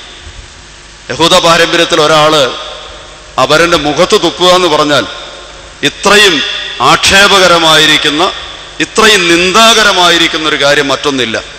അത് യഹൂദ പാരമ്പര്യത്തിൽ മാത്രമല്ല, എനിക്ക് തോന്നണേ ഒട്ടുമിക്ക സംസ്കാരങ്ങളിലും അങ്ങനെയാണല്ലോ അല്ലേ. നമ്മുടെ മുഖത്ത് തുപ്പണ്ട, നമ്മളെ മുഖാമുഖം കാണുമ്പോൾ ഒരാൾ നിലത്തൊന്ന് കാർപ്പിച്ച് തുപ്പിയാൽ മതി, അതുപോലും നമുക്ക് വലിയ അപമാനമായിട്ടായിരിക്കും തോന്നുക അല്ലേ. നമ്മളെ മുഖത്ത് നോക്കിയ ഒരാൾ നിലത്ത് തുപ്പിയാൽ പോലും അത് വലിയ അപമാനമായി കാണുന്ന ആളുകളാണ് നമ്മൾ. ഇവിടെ കൈപിടിച്ച് സൗഖ്യം കിട്ടാൻ ആഗ്രഹിച്ച് ക്രിസ്തുവിന്റെ അടുക്കൽ കടന്നു വന്ന ഈ മനുഷ്യനെ കൈപിടിച്ച് പുറത്തേക്ക് കൊണ്ടുപോകുന്ന ക്രിസ്തു അവന്റെ മുഖത്ത് തുപ്പി എന്നാണ്. ക്രൂശിതനാകാൻ കൊണ്ടുപോകുമ്പോൾ പീലാത്തോസിന്റെ അരമനയിൽ നിന്ന് മുൾക്കിരീടം ധരിച്ച് പുറത്തേക്ക് ഇറങ്ങുന്ന ക്രിസ്തുവിനോട് യഹൂദ പ്രമാണിമാർ ചെയ്യുന്നൊരു കാര്യം അത് തന്നെയാണ്. അവരെന്ത് ചെയ്തു എന്ന് അവന്റെ മുഖത്ത് തുപ്പി എന്നാണ്. എന്ന് പറഞ്ഞാൽ ഒരു വ്യക്തിയോട് ചെയ്യാവുന്ന ഏറ്റവും ആക്ഷേപകരമായിരിക്കുന്ന, നിന്ദാകരമായിരിക്കുന്ന ഒരു കാര്യമാണ് മുഖത്ത് തുപ്പുക എന്ന് പറയുന്നത്. ബോധപൂർവം തന്നെയായിരിക്കണം ക്രിസ്തു ഈ കുരുടനായിരിക്കുന്ന മനുഷ്യന്റെ കണ്ണുകളിൽ തുപ്പിയത് എന്നാണ് ഞാൻ വിചാരിക്കുന്നത്. രണ്ട് കാര്യമുണ്ട്. ഒന്ന്, തുപ്പലെന്ന് പറയുന്നത് ഒരുപക്ഷെ സൗഖ്യദാനവുമായി ബന്ധപ്പെട്ട ഒരു ഔഷധ പ്രയോഗം എന്ന നിലയിൽ കാണാം. മറ്റൊരു ഭാഗത്ത് ക്രിസ്തു ഇതുപോലെ നിലത്ത് തുപ്പി തുപ്പൽ കൊണ്ട് ചേറുണ്ടാക്കി ഒരു മനുഷ്യന്റെ, കുരുടനായ മനുഷ്യന്റെ കണ്ണുകളിൽ പൂശി ശീലോഹാകുളത്തിൽ പോയി കഴുകുക എന്ന് പറയുമ്പോൾ പോയി കഴുകി കാഴ്ച പ്രാപിക്കുന്ന ഒരു സംഭവം നാം വായിക്കുന്നുണ്ട്. അപ്പോൾ കാഴ്ചയിലേക്കുള്ള യാത്രയിൽ ഒരുപക്ഷെ ഒരു ഔഷധ പ്രയോഗം എന്ന നിലയിലായിരിക്കാം അത്. മറ്റൊരു കാര്യം എനിക്ക് തോന്നുന്നു, തീർച്ചയായിട്ടും ഇത് എന്താണ്, യേശുക്രിസ്തുവിന്റെ കരം പിടിച്ച് അവനോടൊപ്പം യാത്ര ചെയ്യുന്ന ഒരു മനുഷ്യന് അവന്റെ ജീവിതത്തിൽ അഭിമുഖീകരിക്കേണ്ടി വരുന്ന ആക്ഷേപങ്ങളുടെയും നിന്ദകളുടെയും പ്രതികൂലമായിരിക്കുന്ന ജീവിത സാഹചര്യങ്ങളുടെയും അനുഭവങ്ങൾ ഈ മനുഷ്യനെ പഠിപ്പിക്കാനുള്ള ഒരു ശ്രമവും കൂടി ആയിരുന്നിരിക്കണം ഇത്. വെളിച്ചത്തിലേക്കുള്ള യാത്ര അത്ര ലഘുതരമല്ല എന്നവനെ ഓർമ്മപ്പെടുത്താനാണ്. ജീവനിലേക്കുള്ള യാത്ര അത്ര എളുപ്പമുള്ളതല്ലെന്ന് അവനെ ബോധ്യപ്പെടുത്താൻ ക്രിസ്തു ശ്രമിക്കുകയാണ്. തീവ്രമായ അനുഭവങ്ങളുടെ വേദനകളിലൂടെ യാത്ര ചെയ്യുമ്പോഴാണ് ഒരുവൻ യഥാർത്ഥത്തിൽ വെളിച്ചത്തിന്റെ ആഘോഷത്തിലേക്ക് പ്രവേശിക്കാൻ കഴിയുക. ഒരു വിധത്തിൽ പറഞ്ഞാൽ പ്രതിസന്ധികളിലൂടെ, പ്രയാസങ്ങളിലൂടെ, കഷ്ടതകളിലൂടെ, നിന്ദയുടെ ജീവിതാനുഭവങ്ങളിലൂടെ ഒക്കെ കടന്നു പോകാനുള്ള മനസ്സുണ്ടാകുമ്പോഴാണ് യഥാർത്ഥത്തിൽ ജീവന്റെ അനുഭവത്തിലേക്ക് എത്തിച്ചേരാനായിട്ട് കഴിയുക. ക്രിസ്തുവിനോടൊപ്പമുള്ള യാത്ര അത്ര എളുപ്പമുള്ളതല്ല എന്ന് യേശു തമ്പുരാൻ പഠിപ്പിക്കാൻ ശ്രമിക്കുകയാണ്. തൻ്റെ ശിഷ്യന്മാരെ വിളിക്കുമ്പോൾ പറയുന്നില്ലേ, എൻ്റെ പിന്നാലെ വരുന്നവൻ, എന്നെ അനുഗമിപ്പാൻ ഇച്ഛിക്കുന്നവൻ തന്നെ തന്നെ ഉപേക്ഷിച്ച് കുരിശെടുത്ത് എൻ്റെ പിന്നാലെ വരണമെന്ന്. ഇപ്പൊ ക്രിസ്തുവിനെ അനുധാവനം ചെയ്യുക എന്ന് പറയുന്നത് എളുപ്പമുള്ള ഒരു ജീവിതമല്ലെന്നാണ്. ചിലപ്പോഴൊക്കെ നമ്മുടെ ധാരണ നേരെ മറിച്ചാണ്. ക്രിസ്തുവിന്റെ കരങ്ങളിൽ പിടിക്കാൻ കഴിഞ്ഞാൽ പിന്നെ കാര്യങ്ങളൊക്കെ വളരെ എളുപ്പമായി എന്നാ പലപ്പോഴും നമ്മുടെ ധാരണ അല്ലേ. ക്രിസ്തുവിന്റെ കരങ്ങളിൽ പിടിക്കാൻ പറ്റിയാൽ പിന്നെ ജീവിതത്തിന്റെ യാത്ര എളുപ്പമുള്ളതാണെന്നാണ് ചിലപ്പോഴൊക്കെ നമ്മൾ ധരിക്കുക. പക്ഷേ യേശു തമ്പുരാൻ നമ്മെ പഠിപ്പിക്കുന്നത് ക്രിസ്തുവിനോടൊപ്പമുള്ള യാത്ര, ദൈവത്തോടൊപ്പമുള്ള യാത്ര അത്ര എളുപ്പമല്ല എന്നാണ്. മിസ്രൈമിന്റെ അടിമത്വത്തിൽ കാലങ്ങളോളം കഴിച്ചുകൂട്ടി ഇസ്രായേൽക്കാരുടെ നിലവിളി സ്വർഗത്തിൽ കേട്ടു. പുറപ്പാട് പുസ്തകം 3-ാം അധ്യായത്തിൽ മോശയോട് യഹോവയാം ദൈവം പറയുന്നുണ്ട്, എന്റെ ജനത്തിന്റെ നിലവിളി ഞാൻ കേട്ടു, അവരുടെ സങ്കടം ഞാൻ കണ്ടു, അവരുടെ കണ്ണുനീർ എൻ്റെ മുമ്പിൽ എത്തിയിരിക്കുന്നു, അതുകൊണ്ട് ഞാൻ അവരെ വിടുവിക്കും. മിസ്രൈമിന്റെ അടിമത്വത്തിൽ ഞാൻ എൻ്റെ ജനത്തെ വിടുവിച്ച് എങ്ങോട്ട് കൊണ്ടുപോകുന്ന പറഞ്ഞ്, കനാൻ നാട്ടിലേക്ക്, പാലും തേനും ഒഴുകുന്ന കനാൻ നാട്ടിലേക്ക് ഞാൻ അവരെ കൊണ്ടുപോകും. മോശ ജനത്തോട് പോയി ഇതിങ്ങനെ തന്നെ പ്രസംഗിച്ചു, യഹോവയാം ദൈവം നിങ്ങളുടെ നിലവിളി കേട്ടിരിക്കുന്നു, നിങ്ങളുടെ കണ്ണുനീർ കണ്ടിരിക്കുന്നു, അവൻ നിങ്ങളെ വിടുവിച്ച് പാലും തേനും ഒഴുകുന്ന കനാൻ നാട്ടിലേക്ക് കൊണ്ടുപോകും. മോശ കൊടുത്ത ഈ വലിയ വാഗ്ദത്തം, യഹോവയാം ദൈവത്തിന്റെ ഈ വാഗ്ദത്തത്തിൽ വിശ്വസിച്ച് ഇസ്രായേൽക്കാര് മിസ്രൈമിൽ നിന്ന് യാത്ര പുറപ്പെട്ടു എന്നാണ്. 2-3 ചോദ്യം ഞാൻ ചോദിക്കും. എത്ര ആളുകൾ ഉണ്ടായിരുന്നു എന്നറിയാമോ മിസ്രൈമിൽ നിന്ന് മോശയോടൊപ്പം യാത്ര പുറപ്പെട്ടവര്? എത്ര പേരുണ്ടായിരുന്നറിയാമോ? മിസ്രൈമിൽ നിന്ന് കനാനിലേക്കുള്ള യാത്ര പുറപ്പെടുമ്പോൾ മോശയോടൊപ്പം ഉണ്ടായിരുന്ന ആളുകളുടെ എണ്ണം വേദപുസ്തകത്തിലൊരു കണക്ക് കൊടുത്തിട്ടുണ്ട്, അതുകൊണ്ടാണ് ചോദിച്ചത്. 6000.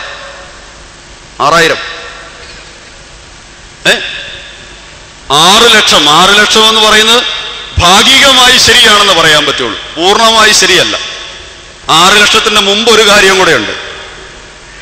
സ്ത്രീകളും കുട്ടികളും കൂടാതെ 6 ലക്ഷത്തോളം പുരുഷന്മാർ തന്നെ ഉണ്ടായിരുന്നു എന്നാണ്. സ്ത്രീകളും കുട്ടികളും കൂടാതെ 6 ലക്ഷത്തോളം പുരുഷന്മാരുണ്ടായിരുന്നു. അപ്പൊ സ്ത്രീകളും കുട്ടികളും ഉൾപ്പെടെ അതിനേക്കാളൊക്കെ ഇരട്ടി, അനേകം മടങ്ങ് ഇരട്ടി ആളുകൾ, ലക്ഷക്കണക്കിന് ആളുകളാണ് മിസ്രൈമിൽ നിന്ന് യാത്ര ആരംഭിക്കുന്നത്. എങ്ങോട്ടാണ് യാത്ര? എങ്ങോട്ടാ യാത്ര? കനാൻ നാട്ടിലേക്കാണ്. ആര് വാഗ്ദത്തം കൊടുത്ത് ചെയ്തതാണ്? യഹോവയാം ദൈവത്തിന്റെ വാഗ്ദത്തമാണ്, ഞാൻ നിങ്ങൾക്ക് പാലും തേനും ഒഴുകുന്ന കനാൻ നാട് സ്വന്തമാക്കി തരും. ദൈവം കൊടുത്ത വാഗ്ദത്തത്തിൽ വിശ്വസിച്ച് ഇറങ്ങിപ്പുറപ്പെട്ടു അവര്.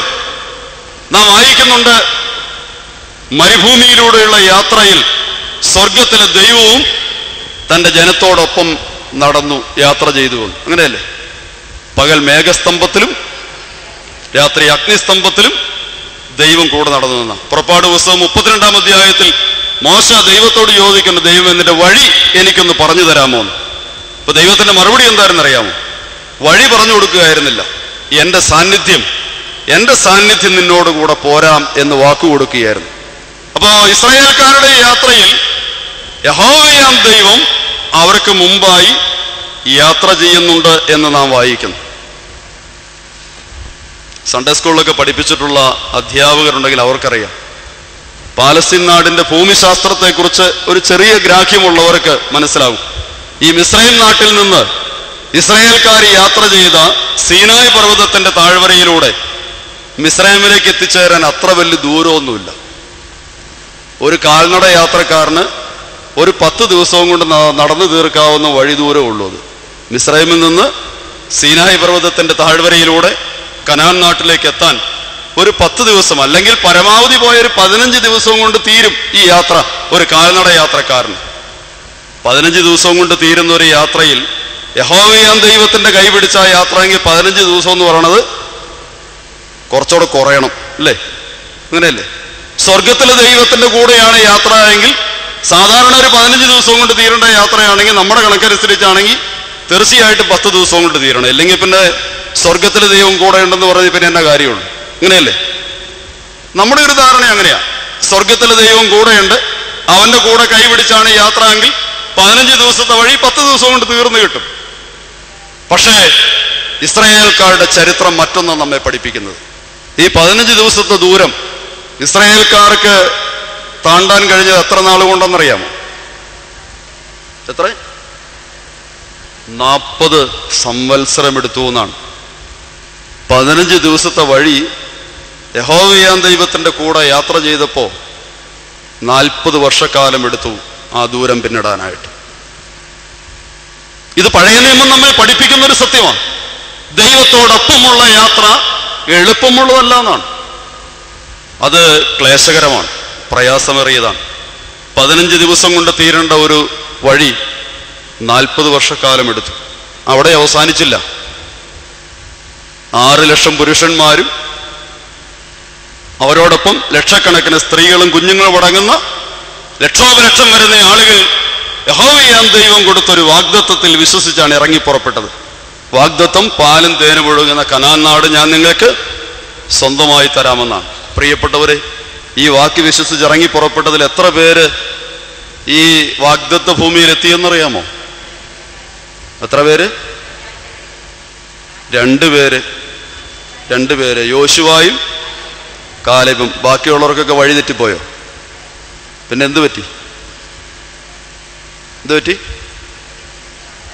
മരുഭൂമിയിൽ ചത്തൊടുങ്ങിയെന്നാണ്.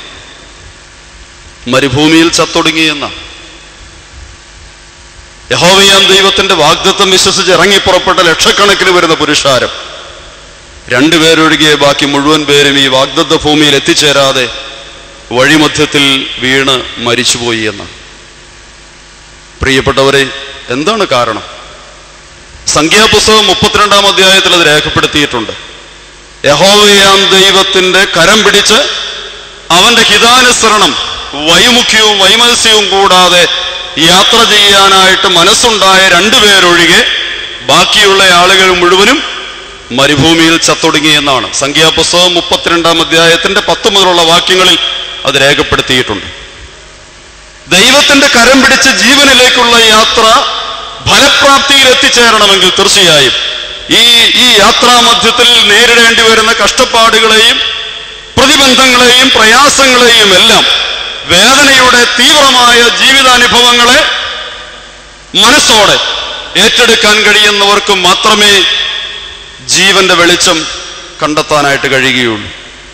എവിടെയെങ്കിലും ക്രിസ്തുവിനോടൊപ്പമുള്ള യാത്രയിൽ നേരിടേണ്ടി വരുന്ന പ്രയാസങ്ങളെ, കഷ്ടപ്പാടുകളെ, തുപ്പലിന്റെ അല്ലെങ്കിൽ നിന്ദയുടെയും പരിഹാസത്തിൻ്റെതുമായിരിക്കുന്ന ജീവിതാനുഭവങ്ങളോട് പിറുപിറുക്കുന്ന മനുഷ്യന് ജീവനിലേക്ക് എത്താൻ പറ്റില്ല.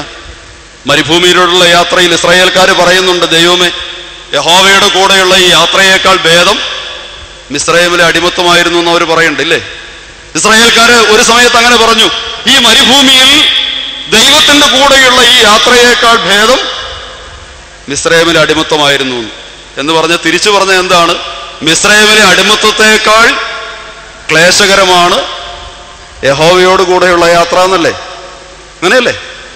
ദൈവത്തിന്റെ കൂടെയുള്ള യാത്ര എന്ന് പറയുന്നത് മിസ്രയീമിലെ അടിമത്വത്തിലുള്ളതിനേക്കാൾ ക്ലേശകരമാണെന്നാണ്.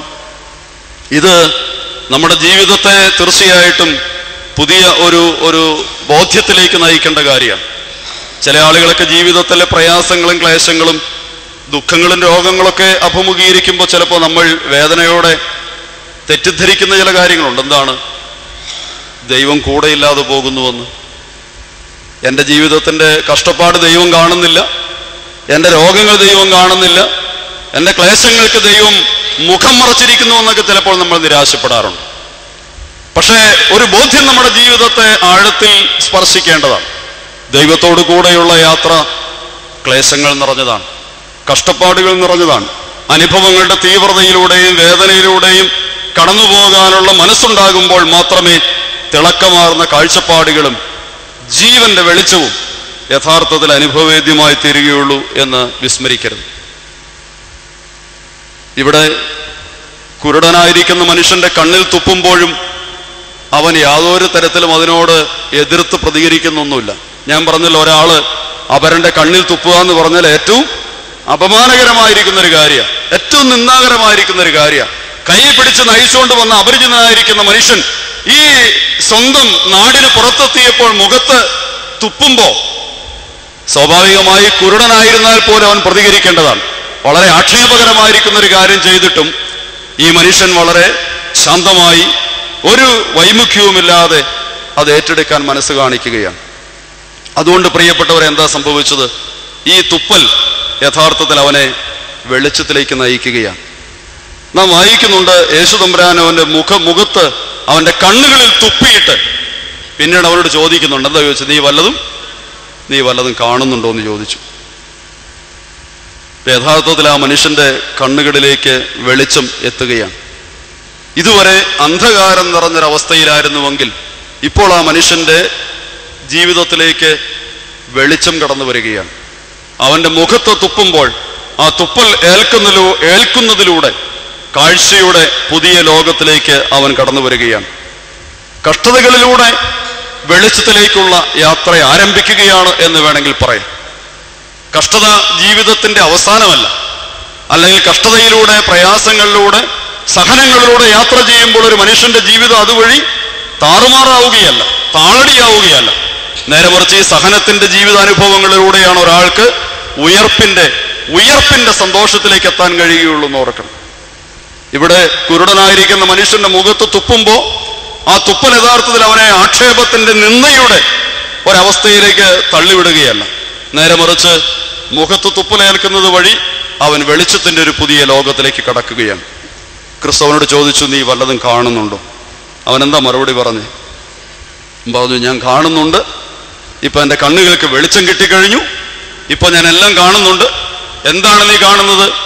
ഞാൻ മനുഷ്യരെ കാണുന്നു, മരങ്ങൾ പോലെ ഇരിക്കുന്നു എന്നാ പറഞ്ഞത്. ഞാൻ മനുഷ്യരെ കാണുന്നു, മരങ്ങൾ പോലെ നടക്കുന്നു എന്നാണ് അവിടെ എഴുതിയിരിക്കുന്നത്. ശരിക്കും മരങ്ങൾ പോലെ ഇരിക്കുന്നു എന്നാണ്. ഞാൻ മനുഷ്യരെ കാണുന്നു, അവ മരങ്ങൾ പോലെ ഇരിക്കുന്നു എന്നാണ്. സത്യത്തിൽ ഇവന്റെ കണ്ണിന് വെളിച്ചം കിട്ടാത്തത് കൊണ്ടൊന്നുമല്ല, കാഴ്ച അവന് കിട്ടിക്കഴിഞ്ഞു. യേശു തമ്പുരാൻ അവന്റെ മുഖത്ത് തുപ്പി അവന്റെ കണ്ണുകളിൽ കരം വയ്ക്കുന്നതിലൂടെ തന്നെ അവൻ കാഴ്ചയുടെ പുതിയ ലോകത്തിലേക്ക് കടന്നു കഴിഞ്ഞു. പക്ഷെ എന്നിട്ടും അവൻ എന്താ പറയുന്നത്?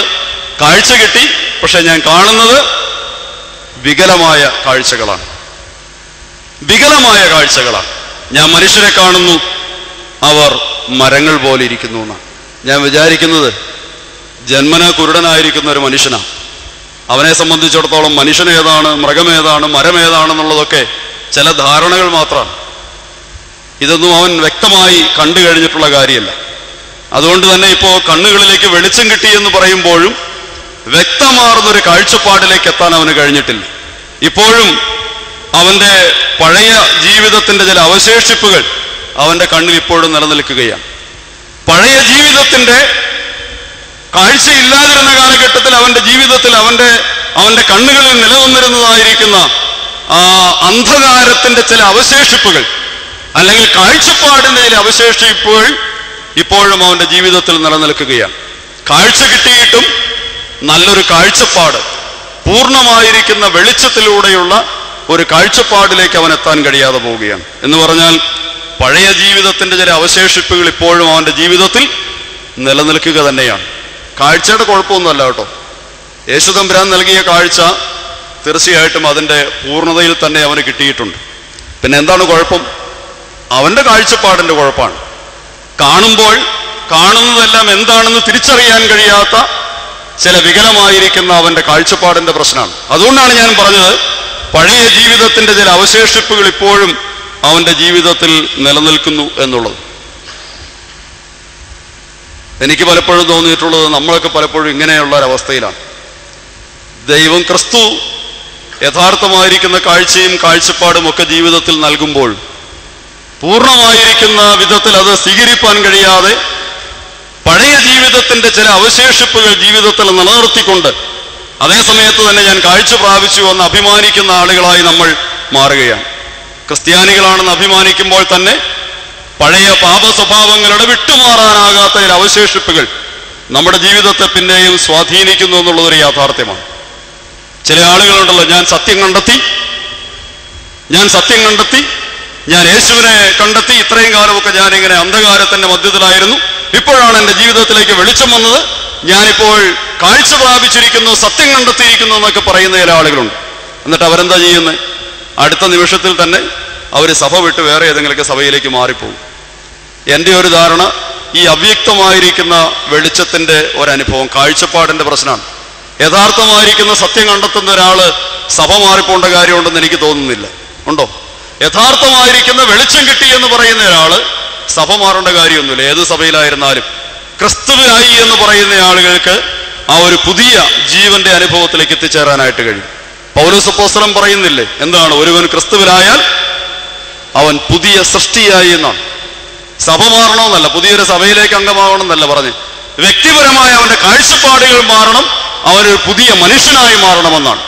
യഥാർത്ഥത്തിൽ അവൻ ക്രിസ്തുവിനെ ധരിക്കുന്ന ഒരാളായി മാറണമെന്നാണ്. അത് കൂടുതൽ വ്യക്തതയോടെ പൗലോസ് പറയുന്നുണ്ട്. എന്താണ്? ഇപ്പോൾ ജീവിക്കുന്നത് ഞാനല്ല, ക്രിസ്തു അത്രേ ജീവിക്കുന്നതെന്നാണ്. ക്രിസ്തു അത്രേ ജീവിക്കുന്നത്. അതാണ് പുതിയ മനുഷ്യന്റെ അനുഭവം എന്ന് പറയുന്നത്. മതം മാറണമെന്നോ അല്ലെങ്കിൽ സഭ മാറണമെന്ന് പറയുന്നതല്ല. ആ തരത്തിലുള്ള കാഴ്ചപ്പാട് യഥാർത്ഥത്തിൽ സത്യം കണ്ടെത്തി എന്ന് പറയുമ്പോൾ തന്നെ യഥാർത്ഥ സത്യം എന്താണെന്ന് തിരിച്ചറിയാൻ കഴിയാത്ത അവ്യക്തതകളുടെ ലോകത്ത് പിന്നെ നിലനിൽക്കുന്നു എന്നുള്ളത് കൊണ്ടാണ്. പഴയ ജീവിതത്തിന്റെ ചില അവശേഷിപ്പുകൾ വീണ്ടും ജീവിതത്തിൽ നിലനിൽക്കുന്നത് കൊണ്ട് തന്നെയാണ് വീണ്ടും നമുക്ക് അത്തരത്തിലുള്ള അവ്യക്തതകൾ ജീവിതത്തിൽ നിലനിൽക്കുന്നത്. ക്രിസ്തുവിനെ ജീവിതത്തിൽ കണ്ടെത്തിയവൻ സത്യത്തിൽ പുതിയൊരു മനുഷ്യനായി മാറും. ക്രിസ്തുവായി മാറുമെന്ന പൗലോസ് പറയുന്നത്. എനിക്ക് എന്നെ ഏറെ ചിന്തിപ്പിച്ചിട്ടുള്ള ചില കാര്യങ്ങളുണ്ട്.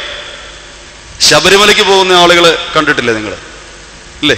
പിന്നെ ഇവിടെ ഈ തിരുവല്ല ദേശത്ത് ജീവിക്കുന്ന ആൾക്കാരോട് ഞാൻ ശബരിമലയ്ക്ക് പോകുന്ന ആൾക്കാരെ കണ്ടിട്ടില്ല എന്ന് ചോദിച്ചാൽ എനിക്കറിയാം ചോദ്യം തന്നെ മടയത്തരമാണ്. എന്തിനാ ഈ ആളുകൾ ശബരിമലയ്ക്ക് പോകുന്നത്? അത് പോകുന്ന ആളോട് ചോദിക്കണം. അച്ഛൻ പരിമലപ്പള്ളിയിൽ വന്നിട്ട് ശബരിമലയ്ക്ക് പോകണം എന്തിനാന്ന് ചോദിച്ചാൽ അവിടെ ഒരു ചെറിയ പ്രശ്നമുണ്ട്. എന്നാലും ഒരു ധാരണയുണ്ടാവും. എന്തിനാ ആളുകൾ ശബരിമലയ്ക്ക് പോണേ? എന്തിനാ?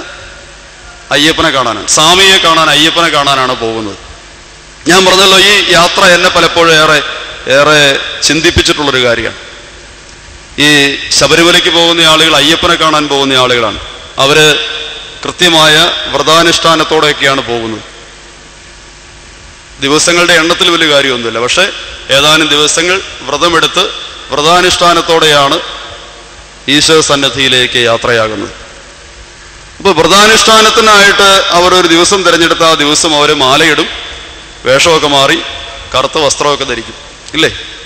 കറുത്ത വസ്ത്രമൊക്കെ ധരിക്കും. ഇന്നലെ വരെ ചന്ദ്രനും സുധാകരനും ഒക്കെ ആയിരുന്ന ആളുകൾ വളരെ പെട്ടെന്ന് തന്നെ അവരുടെ പേരൊക്കെ അങ്ങ് മാറും, അല്ലേ? ശബരിമലയ്ക്ക് പോണ ആളുകൾ പിന്നെ നമ്മൾ എന്തെന്നാ വിളിക്കുന്നത്? സ്വാമിമാരെന്നാ വിളിക്കുന്നത്, അല്ലേ? അയ്യപ്പന്മാരെന്നാ വിളിക്കണം. എങ്ങോട്ടാ പോണത്? അയ്യപ്പനെ കാണാൻ പോകുന്ന ആളുകൾ.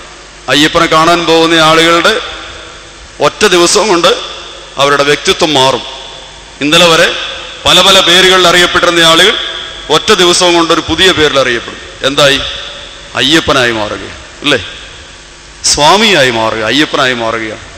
ഈശ്വരനെ കാണാൻ പോകുന്നതിൽ ഈശ്വരനെ കാണുന്നവൻ ഈശ്വരനായി മാറും എന്ന ഒരു വലിയ ദർശനം, വലിയൊരു കാഴ്ചപ്പാട് അതിൻ്റെ പിന്നിലുണ്ടെന്നാണ് ഞാൻ വിശ്വസിക്കുന്നത്, ഇല്ലേ? അയ്യപ്പനെ കാണാൻ പോകുന്നവൻ അയ്യപ്പനായി മാറുന്നുണ്ട് എങ്കിൽ നമ്മൾ ഈ കാലം അത്ര ഇവരുടെ മധ്യത്തിൽ ജീവിച്ചിട്ട് നമുക്ക് ഈ ഒരു ബോധ്യം പലപ്പോഴും ജീവിതത്തിൽ വന്നിട്ടില്ല. വിശുദ്ധ മാമോദീസായിലൂടെ ക്രിസ്തുവിനെ പ്രാപിച്ചവരാണ് ഞാൻ നിങ്ങൾ വന്ന് അഭിമാനിക്കുന്നവരാ. യേശു ക്രിസ്തുവിനെ പ്രാപിച്ചവരാണ്. പൗലോസ്ലീഹ പറയുന്നത് ക്രിസ്തുവാകുന്ന വൃക്ഷത്തോട് ഒട്ടിച്ചു ചേർക്കപ്പെട്ടവരാണ് നമ്മളെന്നാണ്. ക്രിസ്തുവാകുന്ന വൃക്ഷത്തോട് ഒട്ടിച്ചു ചേർക്കപ്പെട്ടവരാണെന്ന മാമോദീസായിലൂടെ. ക്രിസ്തുവിന്റെ ശരീരത്തിന്റെ ഭാഗമായി, ക്രിസ്തുവിന്റെ അവയവങ്ങളായി നമ്മൾ മാറുന്നു എന്നാണ്. പക്ഷെ എന്നിട്ടും എന്ത് നമുക്ക് ഈ ഒരു ബോധ്യം ഇല്ലാതെ പോകുന്നത്? ക്രിസ്തുവിലാകുന്നവൻ ക്രിസ്തുവാകുമെന്ന്, ദൈവത്തെ കാണുന്നവൻ ദൈവത്തിനാകുന്നവൻ ദൈവമാകുന്നു എന്നൊരു കാഴ്ചപ്പാട് നമുക്കില്ലാതെ പോകുന്നു. പൗലോസ്ലീഹ പറയുന്നൊരു കാര്യം അതാണ്, ഒരുവൻ ക്രിസ്തുവിലായാൽ അവൻ പുതിയ മനുഷ്യനായി എന്നാണ്. ആ പുതിയ മനുഷ്യന്റെ വ്യക്തിത്വം എന്താണ്? ക്രിസ്തുവിൻ്റെത് തന്നെയാണ്. ഇപ്പോൾ ജീവിക്കുന്നത് ഞാനല്ല, ക്രിസ്തു അത്ര ജീവിക്കുന്നതെന്നാണ്. പ്രിയപ്പെട്ടവരെ, യേശുക്രിസ്തു നമ്മെ വിളിക്കുന്നത് അവന്റെ വ്യക്തിത്വം നമ്മിൽ രൂപീകൃതമാകാൻ വേണ്ടിയാണ്. ദൈവസന്നിധിയിൽ ശാന്തമായിരുന്നുകൊണ്ട് ധ്യാനിക്കുമ്പോൾ ക്രിസ്തു നൽകുന്ന വെളിച്ചം ജീവിതത്തിൽ ആർജിക്കുന്ന മനുഷ്യന് പഴയ ജീവിതത്തിന്റെ അവശേഷിപ്പുകളെ പൂർണ്ണമായി ജീവിതത്തിൽ നിന്ന് മാറ്റിയിട്ട് ഒരു പുതിയ മനുഷ്യന്റെ വ്യക്തിത്വം ജീവിതത്തിൽ സ്വീകരിക്കാനായിട്ട് സാധിക്കണം. പുതിയ വ്യക്തികളായി നമ്മൾ മാറേണ്ടതുണ്ട്. ഇവിടെയാണ് നമ്മൾ അന്വേഷിക്കേണ്ടത്. എനിക്ക് കാഴ്ച കിട്ടി എന്ന് ഞാൻ പറയുമ്പോൾ തന്നെ പഴയ അന്ധകാരത്തിന്റെ ചില അവശേഷിപ്പുകൾ ഇപ്പോഴും എൻ്റെ ജീവിതത്തിൽ നിലനിൽക്കുന്നില്ലേ എന്ന്. ചില ആളുകൾ കുമ്പസാരം നടത്തിയിട്ട് എഴുന്നേറ്റ് പോകുമ്പോൾ മുഖത്ത് നോക്കി അറിയാം ഏറ്റു പറഞ്ഞതിനേക്കാൾ കൂടുതൽ പറയാതെയാണ് എഴുന്നേറ്റ് പോകുന്നതെന്ന്, അല്ലേ? എഴുന്നേറ്റ് പോകണം നിങ്ങൾക്കും അറിയാം, അച്ഛനെ പോയി പറഞ്ഞതിനേക്കാൾ കൂടുതൽ പറയാതെ ഉള്ളിൽ കിടപ്പുണ്ടെന്ന്, പറഞ്ഞതിനേക്കാൾ കൂടുതൽ പറയാത്തതാണെന്ന്. നമ്മളിങ്ങനെ ക്രിസ്തുവിലായി പുതിയ മനുഷ്യനായി എന്നൊക്കെ പറയുമ്പോഴും പഴയത് പൂർണ്ണമായിട്ട് അങ്ങ് എടുത്തു കളയാൻ പറ്റാത്ത തരത്തിലുള്ള ചില വല്ലാത്ത പിടിവാശികൾ, പ്രതിബന്ധങ്ങൾ നമ്മുടെ ജീവിതത്തെ പിടിച്ചു നിർത്തുന്നു, അല്ലെങ്കിൽ നമ്മുടെ ജീവിതത്തെ സ്വാധീനിക്കുന്നു എന്നുള്ളത് തിരിച്ചറിയേണ്ട ഒരു കാര്യമാണ്. ഇവിടെ കുരുടൻ കാഴ്ച പ്രാപിച്ചതിൻ്റെ കുഴപ്പമൊന്നും ഉണ്ടായിട്ടൊന്നുമല്ല. ഈ അടുത്ത ദിവസം ഒരു സഹോദരി എൻ്റെ അടുക്കൽ വന്നിട്ട് പറഞ്ഞു, അച്ഛാ ഞാൻ എല്ലാ വെള്ളിയാഴ്ചയും ഇവിടെയല്ല വേറൊരു ധ്യാനത്തിൽ പങ്കെടുക്കുന്നയാളാണ്. പക്ഷേ എന്നോടൊരു സമയമൊക്കെ ചോദിച്ചു വന്നാണ് എന്നെ കണ്ടത്. എന്നോട് പറഞ്ഞു, ഞാൻ അച്ഛനുമായിട്ട് ഷെയർ ചെയ്യാൻ ആഗ്രഹിക്കുന്ന ഒരു കാര്യം, ഞാൻ എല്ലാ വെള്ളിയാഴ്ചയും പോയി ഒരു ധ്യാനത്തിലിരിക്കുമ്പോൾ ഞാനും എൻ്റെ മദറിൻലോയുമായിട്ട് കുറച്ച് പ്രശ്നമാണ്, അമ്മായിയമ്മയായിട്ട്. അപ്പം എല്ലാ വെള്ളിയാഴ്ചയും പോയിരിക്കുമ്പോൾ ഞാൻ പൂർണ്ണമായി തന്നെ എൻ്റെ അമ്മയോട് ക്ഷമിക്കാറുണ്ട്, പൂർണ്ണമായി ക്ഷമിക്കും. ഇനി എൻ്റെ ജീവിതത്തിൽ നിന്നൊരു വീഴ്ചയുണ്ടാകില്ല. തിരിച്ചു വരുമ്പോൾ അമ്മായിയമ്മ ഇനി എൻ്റെ ജീവിതത്തിൽ എൻ്റെ അമ്മയേക്കാൾ വലിയ സ്ഥാനത്തായിരിക്കും എന്നൊക്കെ തീരുമാനിച്ചു വരും. പക്ഷേ വീട്ടിൽ വന്ന് എൻ്റെ അമ്മായിയമ്മയുടെ മുഖം കാണുമ്പോൾ എന്താണ്, ധ്യാനമന്ദിരത്തിൽ വെച്ച് ക്ഷമിച്ചതൊക്കെ അങ്ങ് മറന്നുപോകും. പഴയ അവസ്ഥ തന്നെയാണ്. എനിക്ക് എന്തുകൊണ്ടോ അമ്മയോട് കാര്യമായിട്ട് സ്നേഹത്തോടെ സംസാരിക്കാൻ പറ്റുന്നില്ല. ഞാൻ ഈ ക്ഷമിച്ചു എന്ന് പറയുന്ന സംഗതികളൊന്നും ക്ഷമിക്കപ്പെടുന്നില്ല. അതൊക്കെ അമ്മയെ കാണുമ്പോൾ വീണ്ടും എൻ്റെ മനസ്സിലേക്ക് അങ്ങനെ തന്നെ അങ്ങ് മടങ്ങി വരികയാണ്. എന്താണ് അച്ഛൻ ചെയ്യേണ്ടതെന്നാണ്. ഇത് തന്നെയാണ് കുഴപ്പം, ഇത് തന്നെ പ്രശ്നം. സൗഖ്യം നൽകുന്നവൻ, വെളിച്ചം നൽകുന്നവൻ നിന്റെ കണ്ണിലേക്ക് വെളിച്ചം നൽകുമ്പോഴും പഴയ അന്ധകാരത്തിന്റെ ചില അവശേഷിപ്പുകൾ നിന്റെ ജീവിതത്തിൽ നിലനിൽക്കുന്നു എന്നുള്ളതാണ്. അത് പൂർണ്ണമായി നിന്റെ ജീവിതത്തിൽ നിന്ന് നിനക്ക് ഒഴിവാക്കി കളയാൻ കഴിയാതെ പോകുന്നു എന്നാണ്. കുരുടനായിരിക്കുന്ന മനുഷ്യനോട് ക്രിസ്തു ചോദിച്ചു, നീ കാണുന്നുണ്ടോ? അവൻ പറഞ്ഞു, ഞാൻ കാണുന്നുണ്ട്, എൻ്റെ കണ്ണിന് വെളിച്ചം കിട്ടിയിട്ടുണ്ട്. നീ എന്താ കാണുന്നത്? ഞാൻ കാണുന്നത് മരങ്ങളെ പോലെ ഇരിക്കുന്ന മനുഷ്യരെയാണ് കാണുന്നതെന്നാണ്. ഇത് തന്നെയാണ് കുഴപ്പം, കാഴ്ചപ്പാടിന്റെ കുഴപ്പമാണ്. വെളിച്ചം കിട്ടുന്നവൻ യഥാർത്ഥമായിരിക്കുന്ന കാഴ്ചയുടെ അനുഭവത്തിലേക്ക് എത്തിച്ചേരണം. ഇനി എന്താണ് അതിനൊരു മാർഗം? ഈ യഥാർത്ഥമായിരിക്കുന്ന കാഴ്ചയിലേക്ക് എത്തിച്ചേരാൻ മാർഗം എന്താണ്? യേശുദമ്പുരാൻ പിന്നെയും പറയുന്നുണ്ട്, നീ വീണ്ടും നിന്റെ ജീവിതത്തിന്റെ അവശേഷിപ്പുകളെ, കാഴ്ചപ്പാടിന്റെ തിമിരങ്ങളെ നിന്റെ ജീവിതത്തിൽ നിന്ന് പൂർണ്ണമായിട്ട് ഒഴിവാക്കി കളയുക. യേശുദമ്പുരാൻ പിന്നെയും അവന്റെ കണ്ണുകളിൽ കരം വെച്ചു എന്നാണ്. യേശുദമ്പുരാൻ പിന്നെയും അവന്റെ കണ്ണുകളിൽ തന്റെ കൈവച്ചു. എന്നിട്ട് എന്താ പറയുന്നത്? ഇപ്പോൾ അവൻ പൂർണ്ണമായി എല്ലാം സ്പഷ്ടമായി കാണാവുന്ന തരത്തിൽ അവന്റെ ജീവിതത്തിലേക്ക് വെളിച്ചം കടന്നു വന്നു എന്നാണ്. എനിക്ക് തോന്നുന്നു ഈ പകൽ ദൈവസന്നിധിയിൽ ഇരിക്കുമ്പോൾ പ്രാർത്ഥിക്കേണ്ട ഒരു വിഷയം അതാണ്. ദൈവമേ, ഒരിക്കൽ കൂടെ വീണ്ടും നീ എൻ്റെ ജീവിതത്തിൽ നിന്റെ കരമൊന്ന് വെക്കേണ്ടതുണ്ട് എന്നാണ്. എൻ്റെ ജീവിതത്തിലെ പഴയ ചില അവശേഷിപ്പുകൾ നിലനിൽക്കുന്നത് കൂടെ ജീവിതത്തിൽ നിന്ന് മാറിപ്പോകാൻ, ക്ഷമിക്കാനാകാത്ത തരത്തിൽ നിലനിൽക്കുന്ന ചില വൈരാഗ്യങ്ങൾ, ചില വിദ്വേഷങ്ങൾ, മറ്റുള്ളവരോടുള്ള ശത്രുതയുടെ ചില അനുഭവങ്ങൾ, അതൊരുപക്ഷെ കുടുംബജീവിതത്തിൽ തന്നെ ആയിരിക്കാം, ഭർത്താവിനോടായിരിക്കാം, ഭാര്യയോടായിരിക്കാം, അമ്മാവിയമ്മയോടായിരിക്കാം, അമ്മാവിയപ്പനോടായിരിക്കാം, സഹോദരങ്ങളോടായിരിക്കാം, അയൽക്കാരോടായിരിക്കാം, നീ ശത്രു എന്ന് കരുതുന്ന ആളുകളോടായിരിക്കാം, ആരോടെങ്കിലും ആകട്ടെ. ക്ഷമിക്കാനാകാത്ത പഴയ വിദ്വേഷത്തിന്റെ, ശത്രുതയുടെ, ഭിന്നതയുടെ ഒക്കെ ചില അംശങ്ങൾ നിന്റെ ജീവിതത്തിന്റെ ആഴങ്ങളിൽ നിലനിൽക്കുന്നുവെങ്കിൽ ഈ പകൽക്കാലം ക്ഷമിക്കാനുള്ള ഒരു മനസ്സ് ദൈവത്തോട് നമുക്ക് ചോദിക്കാം. പ്രിയപ്പെട്ടവരെ, യഥാർത്ഥമായിരിക്കുന്ന സൗഖ്യം, യഥാർത്ഥമായിരിക്കുന്ന വെളിച്ചം നിന്റെ ജീവിതത്തിലേക്ക് കടന്നു വരുന്നത് അവരനോട് പൂർണ്ണമായി ക്ഷമിക്കുവാനും അവരനോട് പൂർണ്ണമായി നിരപ്പാകാനുമുള്ള മനസ്സ് നിനക്കുണ്ടാകുമ്പോഴാണ്.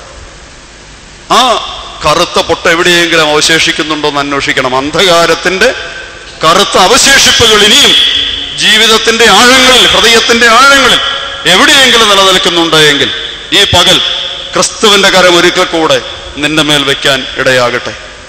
തീർച്ചയായും നിനക്ക് വെളിച്ചത്തെ അതിൻ്റെ പൂർണ്ണതയിൽ ജീവിതത്തിലേക്ക് സ്വാംശീകരിക്കാൻ കഴിയും. ക്രിസ്തു ഒരിക്കലും അപൂർണമായി സൗഖ്യം നൽകുന്നവനല്ല. ക്രിസ്തു നൽകുന്നതെല്ലാം അതിൻ്റെ പൂർണ്ണതയിൽ തന്നെയാണ്, അല്ലേ? യേശുദമ്പുരാൻ അരുളി ചെയ്യുന്നത് തന്നെ, ഞാൻ നിങ്ങൾക്ക് ജീവൻ നൽകാൻ എന്നല്ല പറഞ്ഞു, പിന്നെ എന്താ പറഞ്ഞു? സമൃദ്ധിയായ ജീവൻ നൽകാൻ വന്നിരിക്കുന്നു എന്നാ. അവൻ നൽകുന്നത് അങ്ങനെയാണ്, ഏതെങ്കിലും അതിന് അപൂർണതയിൽ നൽകുന്നതല്ല. ദൈവം നൽകുന്ന അനുഗ്രഹം എന്ന് പറയുന്നത് അതിൻ്റെ തികവാർന്ന ഒരനുഭവത്തിലാണ്. ജീവൻ നൽകുമ്പോൾ അത് സമൃദ്ധിയായി നൽകുന്ന ഒരനുഭവമാണ്. ഇന്ന് പകൽ ദൈവം നിന്നെ അനുഗ്രഹിക്കാൻ ആഗ്രഹിക്കുന്നതും അങ്ങനെ തന്നെയാണ്. കേവലം നിന്റെ ജീവിതത്തിന്റെ ചില പ്രശ്നങ്ങൾ മാത്രം നിന്റെ ജീവിതത്തിൽ നിന്ന് ഒഴിവാക്കി നിന്നെ പറഞ്ഞു വിടാൻ ആഗ്രഹിക്കുന്ന ഒരു ദൈവമല്ല. നിന്റെ ജീവിതത്തിന്റെ സമസ്ത ജീവിത പ്രശ്നങ്ങളിൽ നിന്നെ വിടുവിച്ച് പരിപൂർണമായ സമാധാനത്തിന്റെ, ശാന്തിയുടെ അനുഭവത്തിലേക്ക്, വെളിച്ചത്തെ അതിൻ്റെ പൂർണ്ണതയിൽ നിന്റെ ജീവിതത്തിലേക്ക് നൽകാൻ ആഗ്രഹിക്കുന്ന ഒരു ദൈവമാണ് നിനക്കുള്ളത്. അതുകൊണ്ട് തന്നെ ഇന്ന് പകൽ നമുക്ക് ആ ദൈവത്തിന്റെ കരങ്ങളിലേക്ക് പൂർണ്ണമായിട്ട് ഏൽപ്പിച്ചു കൊടുക്കാം. എൻ്റെ ജീവിതത്തിൽ പഴയ ബത്സയിദായുടെ ഒരു ചെറിയ അവശേഷിപ്പ് പോലും നിലനിൽക്കുന്നില്ല എന്ന് ഉറപ്പുവരുത്താൻ കഴിയണം. ക്ഷമിക്കാനുള്ള മനസ്സ്, പൊറുക്കാനുള്ള മനസ്സ്, ഒപ്പം തന്നെ ഞാൻ പറയുന്നത് അവരനെ കരുതാനുള്ള മനസ്സുണ്ടാകണം. അവരനെ കരുതാനുള്ള മനസ്സ്, അത് അതിൻ്റെ പൂർണ്ണതയിൽ കണ്ടെത്താൻ കഴിയുമ്പോൾ ദൈവത്തിൻ്റെ അനുഗ്രഹത്തെ നിനക്കതിൻ്റെ പൂർണ്ണതയിൽ കണ്ടെത്താൻ കഴിയും. പൂർണ്ണമായ ഒരു അനുഗ്രഹത്തിലേക്ക് നിന്നെ നയിക്കുന്ന ദൈവം അവസാനമായിട്ട് ഒരു കാര്യം കൂടെ നിന്നോട് ആവശ്യപ്പെടുന്നുണ്ട്. എന്താണ്? സൗഖ്യം അതിൻ്റെ പൂർണ്ണതയിൽ, കാഴ്ച അതിൻ്റെ പൂർണ്ണതയിൽ പ്രാപിക്കുന്ന ബത്സയിദായിലെ മനുഷ്യനോട് ക്രിസ്തു തർജ്ജനം ചെയ്യുന്ന ഒരു കാര്യമുണ്ട്. എന്താണ് അടുത്ത വാക്യം? എന്താണ്? സൗഖ്യം അതിൻ്റെ പൂർണ്ണതയിൽ പ്രാപിക്കുന്ന ഈ മനുഷ്യനോട് അവസാനമായിട്ട് ഒരു കാര്യം കൂടെ ക്രിസ്തു ആവശ്യപ്പെടുന്നുണ്ട്. എന്താ അത്?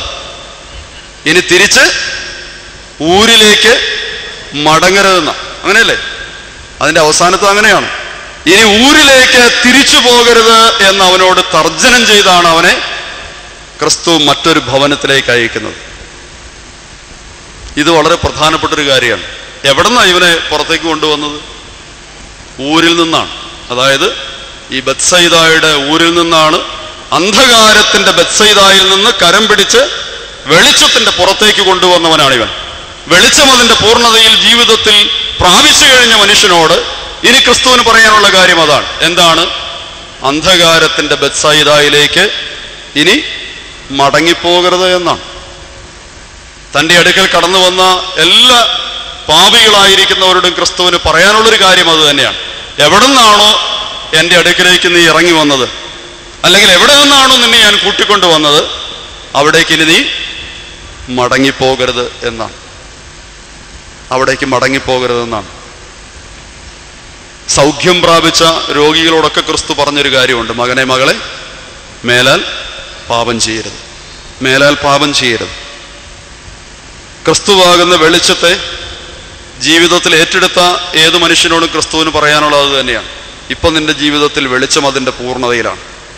ഇനി വീണ്ടും അന്ധകാരത്തിൻ്റെ സാഹചര്യങ്ങളിലേക്ക് ഇറങ്ങിപ്പോകരുത്.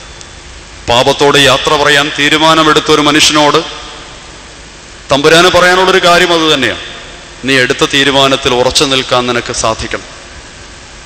പാപം അന്ധകാരത്തിൻ്റെതാണെന്ന് നിനക്കറിയാമെങ്കിൽ, വെളിച്ചം നന്മയുടേതാണെന്ന് നിനക്ക് ബോധ്യമുണ്ടായെങ്കിൽ, ആ വെളിച്ചം നിന്റെ ജീവിതത്തിലേക്ക് പൂർണ്ണമായി കടന്നു വന്നു എന്ന് നിനക്ക് ബോധ്യം കിട്ടിയിട്ടുണ്ടായെങ്കിൽ, വീണ്ടും പാപത്തിൻ്റെ പഴയ അന്ധകാരത്തിലേക്ക് മടങ്ങാതിരിക്കാനുള്ള മനസ്സുണ്ടാകണം. ക്രിസ്തു നമ്മിൽ നിന്ന് ഏറ്റവും കൂടുതൽ ആഗ്രഹിക്കുന്നൊരു കാര്യം അത് തന്നെയാണ്.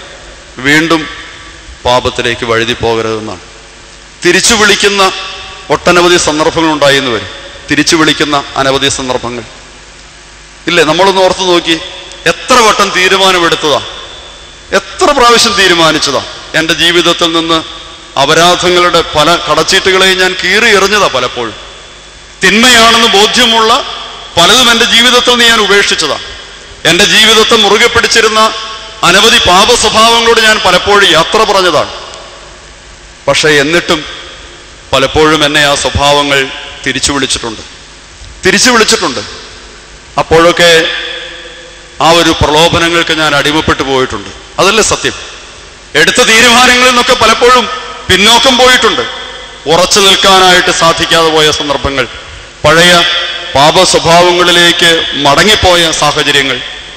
പക്ഷെ പ്രിയപ്പെട്ടവരെ, ക്രിസ്തു ഇന്ന് നമ്മെ ശക്തമായി ബോധ്യപ്പെടുത്താൻ ശ്രമിക്കുന്നൊരു കാര്യം അത് തന്നെയാണ്. നിന്റെ ജീവിതത്തിൽ നീ ഏറ്റെടുത്തിരിക്കുന്ന ഈ പുതിയ തീരുമാനത്തെ, നിന്റെ ജീവിതത്തിൽ നീ സ്വാംശീകരിച്ചിട്ടുള്ള ഈ വെളിച്ചത്തിന്റെ അനുഭവത്തെ വീണ്ടും അന്ധകാരപ്പെടുത്താൻ ഇടയാകരുതെന്ന് തന്നെയാണ്. മടങ്ങിപ്പോകരുത്. എത്ര ശക്തമായ പ്രേരണയും പ്രലോഭനവും ഒക്കെ നിന്റെ ജീവിതത്തിൽ വന്നു ചേർന്നാലും നിനക്ക് ബോധ്യമുള്ള ഒരു കാര്യത്തിൽ നിന്ന് പിന്നിലേക്ക് പോകാൻ ഇടയാകരുതെന്നാണ്. ശരി ഏതാണെന്ന് ബോധ്യപ്പെട്ടാൽ എത്രമാത്രം സമ്മർദ്ദങ്ങൾ ഉണ്ടായാലും ആ ശരിയിൽ ഉറച്ചു നിൽക്കാനായിട്ട് സാധിക്കണം. എന്നെ ഏറെ സ്വാധീനിച്ചിട്ടുള്ള ഒരാളാണ് ഈ യോഹന്നാൻ സ്നാപകന്റെ അമ്മയായിരിക്കുന്ന എലിസബത്ത് എന്ന് പറയുന്ന കഥാപാത്രം. യഹൂദ പാരമ്പര്യത്തിൽ ഒരു പുരോഹിതന്റെ ഭാര്യയായിരുന്ന സ്ത്രീയാണ് എലിസബത്ത്. പുരോഹിതന്റെ ഭാര്യയായിരുന്നാൽ പോലും നമുക്കറിയാം, ഈ യൂത പാരമ്പര്യത്തിൽ സ്ത്രീകൾക്ക് വലിയ കാര്യമൊന്നും ഉണ്ടായിരുന്നില്ല. സമൂഹത്തിൽ ഒരു സ്ഥാനം ഉണ്ടായിരുന്നില്ല. അവരുടെ വാക്കുകൾക്ക് വലിയ പ്രസക്തി ഉണ്ടായിരുന്നില്ല. നിർണായകമായിരിക്കുന്ന ഒരു മേഖലകളിലും അഭിപ്രായം പറയാനുള്ള സ്വാതന്ത്ര്യം ഉണ്ടായിരുന്നില്ല. ദേവാലയത്തിനകത്തായിരുന്നാൽ പോലും അവർക്ക് വേണ്ടി പ്രത്യേകമായി മാറ്റം ഒരുക്കപ്പെട്ടിരിക്കുന്ന പ്രത്യേക സ്ഥലത്ത് മാത്രമേ നിൽക്കാൻ പറ്റുകയുള്ളൂ. തീർത്തും അവഗണിക്കപ്പെട്ടിരുന്ന ഗണത്തിൽപ്പെട്ട ആളുകളായിരുന്നു ആര്? സ്ത്രീകൾ. വൃദ്ധയായിരിക്കുമ്പോഴാണ് ഗർഭിണിയായത്, ഒരു കുഞ്ഞിനെ പ്രസവിക്കുന്നത്. അപ്പോൾ ഗർഭിണിയാകുമ്പോൾ തന്നെ പിതാവായിരിക്കുന്ന സക്കറിയായ്ക്ക് നൽകിയ വെളിപാടിൽ ദൂതൻ അറിയിച്ചൊരു കാര്യമുണ്ട്. ഈ കുഞ്ഞിന് എന്ത് പേരിടണമെന്നാ? യോഹന്നാൻ എന്ന് പേർ വിളിക്കണം, അല്ലേ? യോഹന്നാൻ എന്ന് പേരിടണമെന്നാണ്. കുഞ്ഞ് പിറന്നു. പേരിടൽ ചടങ്ങിന്റെ സമയമായി. ദേവാലയത്തിൽ വെച്ചാണ് നടക്കുന്നത്. ഞാൻ വിചാരിക്കുന്നത് ഒരു പുരോഹിതന്റെ കുഞ്ഞെന്ന നിലയിൽ സ്വാഭാവികമായിട്ട് ഒത്തിരി ആചാര്യ ശ്രേഷ്ഠന്മാരൊക്കെ ദേവാലയത്തിൽ കണ്ടേക്കാം. പ്രത്യേകിച്ച് സക്കറിയ പുരോഹിതൻ വളരെ വാർദ്ധക്യത്തിലുണ്ടായൊരു കുഞ്ഞാണ്. അതുകൊണ്ട് തന്നെ ബന്ധുമിത്രാദികളും പുരോഹിത വൃന്ദത്തിൽപ്പെട്ട ആളുകളും മുഴുവൻ പള്ളിയകത്തുണ്ട്. പക്ഷെ സക്കറിയ പുരോഹിതന് മാത്രം ഒരു പ്രശ്നമുണ്ട്. എന്താണ്? സംസാരിക്കാൻ ആകുന്നില്ല. അതുകൊണ്ട് തന്നെ സംസാരിക്കാനാകാത്തതുകൊണ്ട് തന്നെ ദേവാലയത്തിലെ ആരാധനയിൽ നിന്ന് മാറി നിൽക്കുകയാണ്. കുഞ്ഞിന് പേരിടേണ്ട സമയമായി. അപ്പൊ എല്ലാവരും കൂടെ തീരുമാനിച്ചു. ബന്ധുക്കളും ചാർച്ചക്കാരും പുരോഹിത ശ്രേഷ്ഠന്മാരെല്ലാവരും കൂടി വന്നൊരു തീരുമാനം എടുത്തു. എന്താണ്? കുഞ്ഞിന് അവന്റെ അപ്പന്റെ പേര് പോലെ സക്കറിയ എന്ന് പേരിടാൻ തീരുമാനിച്ചു. അങ്ങനെ പേരിട്ടു എന്നാണ് അവിടെ രേഖപ്പെടുത്തിയിട്ടുണ്ട്. പക്ഷെ ആ ഒരു നിർണായക ഘട്ടത്തിൽ എലിസബത്ത് എന്ന് പറയുന്ന സ്ത്രീയുടെ ഒരു ഇടപെടലുണ്ട്. എലിസബത്ത് സ്ത്രീയാണ്. ഈ സമൂഹത്തിൽ കാര്യമായിട്ടൊന്ന് അഭിപ്രായം പറയാനുള്ള സ്ഥാനവും മാനവും അവൾക്കില്ലെന്നറിയാം. വൃദ്ധയായിരിക്കുന്നൊരു കഥാപാത്രം, ഒത്തിരി ദൗർബല്യങ്ങൾ, ബലഹീനതകളൊക്കെ നിറഞ്ഞു നിൽക്കുമ്പോഴും എലിസബത്ത് എന്ന് പറയുന്ന വൃദ്ധയായിരിക്കുന്ന സ്ത്രീ നിർണായകമായിരിക്കും ഒരു നിമിഷത്തിൽ ഇടപെടുന്നുണ്ട്. അവൾ പറയുന്നത് എന്താണെന്നറിയാമോ? സക്കറിയ എന്നല്ല ഈ കുഞ്ഞിന് പേരിടേണ്ടത്, പിന്നെ എന്തെന്നാണ്? യോഹന്നാൻ എന്ന് പേരിടണം. യോഹന്നാൻ എന്ന് പേരിടണം. സത്യത്തിൽ അത് ശക്തമായൊരു വെല്ലുവിളിയായിരുന്നു. നാം വായിക്കുന്നുണ്ട്, അവളുടെ ചാർച്ചക്കാരും ബന്ധുമിത്രാദികളും പുരോഹിതന്മാരുമായ ആളുകളെല്ലാം അവളെ എതിർത്തു എന്നാണ്. എന്താണ് അവളോട് ചോദിച്ചത്? നിന്റെ ചാർച്ചയിൽപ്പെട്ട ആൾക്കും ഇങ്ങനെ ഒരു പേരില്ലല്ലോ, അതുകൊണ്ട് തന്നെ ഈ പേരിടുവാൻ സാധ്യമല്ല. അതൊരു പാരമ്പര്യത്തിന് വിരുദ്ധമായൊരു കാര്യമാണ്. മാത്രമല്ല, ഈ തരത്തിലുള്ള കാര്യങ്ങളിൽ തീരുമാനമെടുക്കാൻ ഇവിടെ അർഹതപ്പെട്ട ആളുകളൊക്കെ ഉണ്ട്.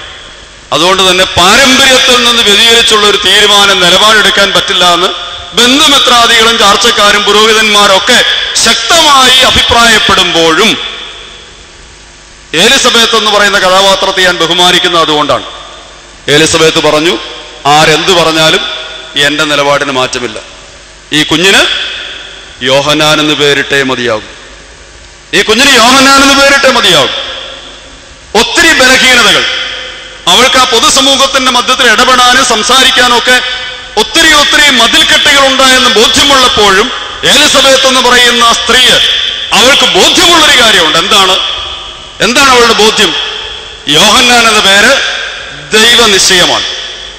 ഈ കുഞ്ഞിനെ ഗർഭം ധരിക്കുമെന്ന് അരുളി ചെയ്തപ്പോൾ അന്നേ സ്വർഗത്തിലെ ഉടയവൻ അരുളി ചെയ്തൊരു കാര്യമാണ്, ഇവന് യോഹന്നാൻ എന്ന് പേരിടണം. അതുകൊണ്ട് തന്നെ ദൈവ താല്പര്യമാണ്. ഇനി ആരെതിർത്താലും ആരുടെയെല്ലാം എതിർപ്പുകൾക്ക് വിധേയയാകേണ്ടി വന്നാലും ആത്യന്തികമായി ദൈവ താല്പര്യത്തോടൊപ്പം നിൽക്കുക എന്നുള്ളത് തന്നെയാണ് തന്റെ നിയോഗം. അതിനുവേണ്ടി ഏത് വെല്ലുവിളിയും ഏറ്റെടുക്കാൻ താൻ പ്രാപ്തയാകണം എന്ന ബോധ്യം എലിസബത്തിനെ നയിക്കുകയാണ്.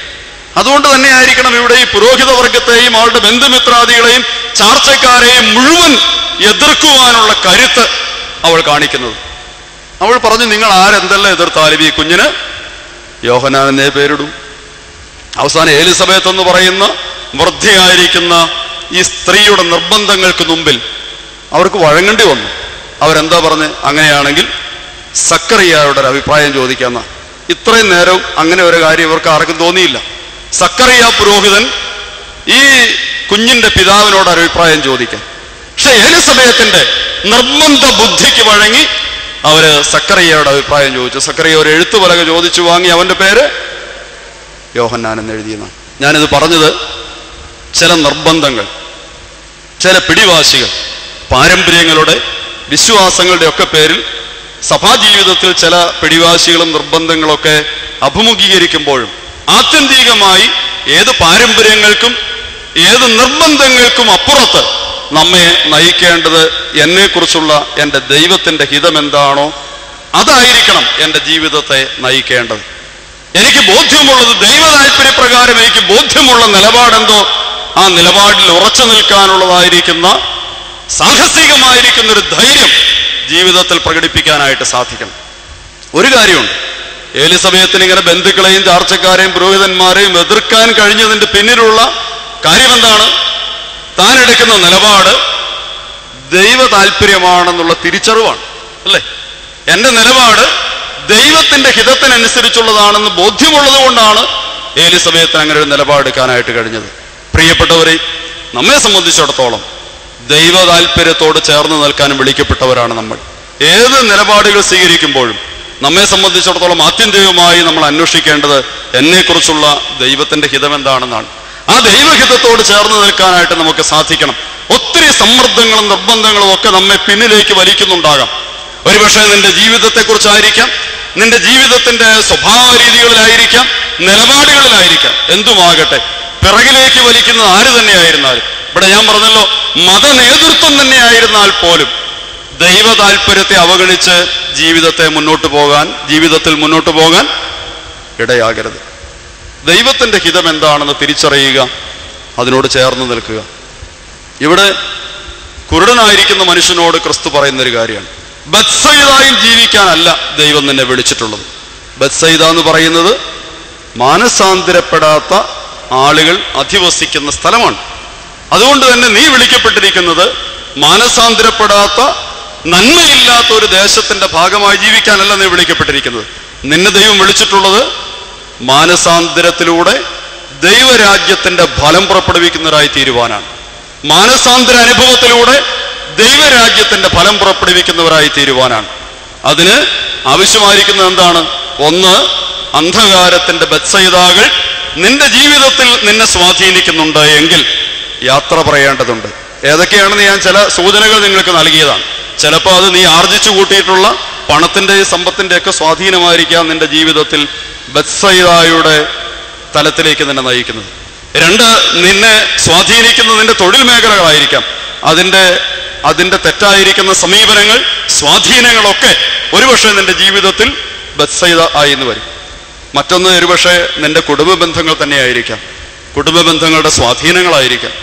അല്ലെങ്കിൽ നീ ജീവിതത്തിൽ നിലനിർത്തിക്കൊണ്ടുപോരുന്ന ചില പാപ സ്വഭാവങ്ങളായിരിക്കാം.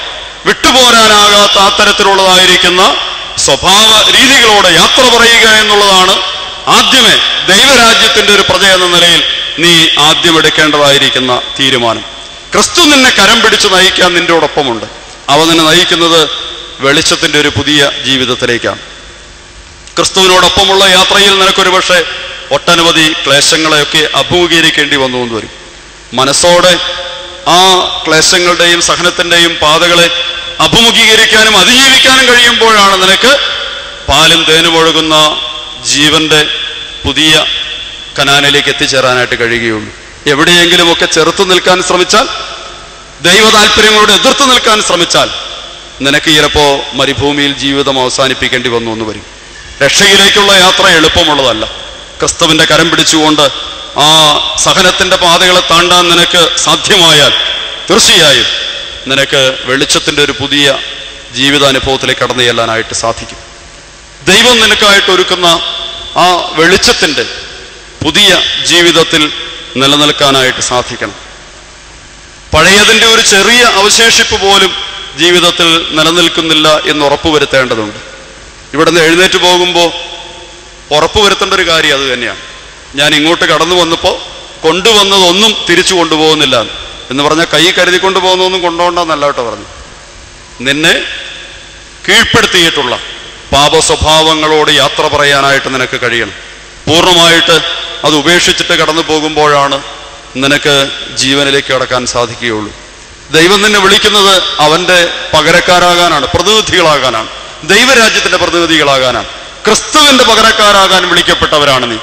യേശു ക്രിസ്തുവിന്റെ സാക്ഷികളാകാൻ, ക്രിസ്തുവാകാൻ വിളിക്കപ്പെട്ടവരാണ്.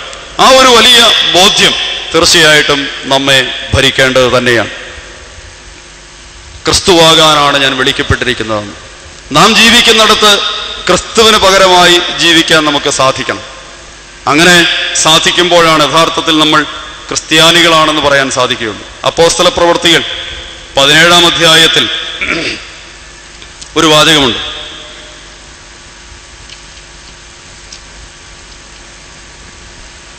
അപ്പോസ്തല പ്രവൃത്തിയിൽ 11-ാം അധ്യായത്തിന്റെ 26-ാമത്തെ വാക്യത്തിൽ അതിങ്ങനെയാണ്: ശിഷ്യന്മാർക്ക് അന്തോക്കിയയിൽ വെച്ച് ആദ്യമായി ക്രിസ്ത്യാനികൾ എന്ന് പേരുണ്ടായി എന്നാണ്. എവിടെ വെച്ച് പേരുണ്ടായി എന്ന് പറയാനല്ല കേട്ടോ, തെറ്റിദ്ധരിക്കൊന്നും വേണ്ട. ക്രിസ്ത്യാനികൾക്ക്, ശിഷ്യന്മാർക്ക് അന്തോക്കിയയിൽ വെച്ച് ആദ്യമായി ക്രിസ്ത്യാനികൾ എന്ന് പേരുണ്ടായി എന്നാണ്. എന്തുകൊണ്ട് ആ പേര് ലഭിച്ചു, അല്ലെങ്കിൽ എന്തുകൊണ്ട് അവർ അങ്ങനെ വിളിക്കപ്പെട്ടു എന്ന് പറയാനാണ്.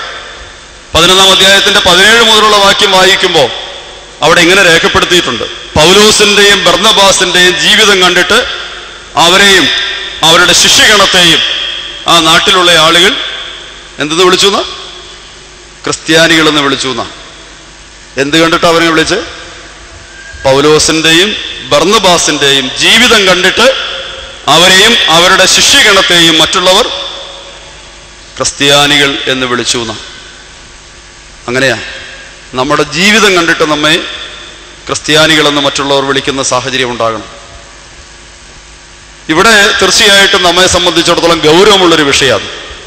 നമ്മുടെ ജീവിതം കാണുമ്പോൾ മറ്റുള്ളവർക്ക് നമ്മൾ ക്രിസ്ത്യാനികളാണെന്ന് തോന്നണമെന്ന്.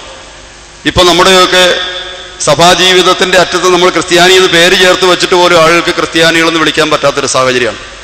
സഭയുടെ പേരിനോടൊപ്പം ക്രിസ്ത്യാനി എന്ന് ചേർത്താൽ പോലും ക്രിസ്ത്യാനിയാണോ എന്ന് തിരിച്ചറിയാൻ ബുദ്ധിമുട്ടുകയാണ് ആളുകൾ. നമ്മുടെ ജീവിതം കാണുമ്പോൾ എന്തുകൊണ്ടോ വിലയിരുത്താൻ അങ്ങനെ വിളിക്കാൻ കഴിയാതെ പോകുന്നുണ്ട്. രാമകൃഷ്ണ പരമഹംസനോട് അദ്ദേഹത്തിന്റെ ജീവിതത്തിന്റെ സായാഹ്നമായി, മരിക്കാറായി, അദ്ദേഹം കട്ടിൽ കിടക്കുകയാണ്. ഒന്നും സംസാരിക്കാൻ പറ്റുന്നില്ല, നാവ് തളർന്നു കഴിഞ്ഞു. അദ്ദേഹത്തിന്റെ പ്രിയപ്പെട്ട ശിഷ്യന്മാരൊക്കെ ഇങ്ങനെ ചുറ്റും കൂടി നിൽക്കുന്നുണ്ട്. അപ്പൊ അവരൊക്കെ നിലവിളിച്ച് പ്രാർത്ഥിക്കുകയാണ്. എന്താണ്? ഒരു വാക്കുകൂടെ ഗുരുവിനൊന്ന് ഉച്ചരിക്കാൻ പറ്റുമായിരുന്നുവെങ്കിൽ, ഒരല്പം വെള്ളമിറക്കാനുള്ള ഒരു സാവകാശം ഗുരുവിന് കിട്ടിയിരുന്നുവെങ്കിൽ. അവരെല്ലാവരും ഒരുമിച്ച് പ്രാർത്ഥിക്കുകയാണ്.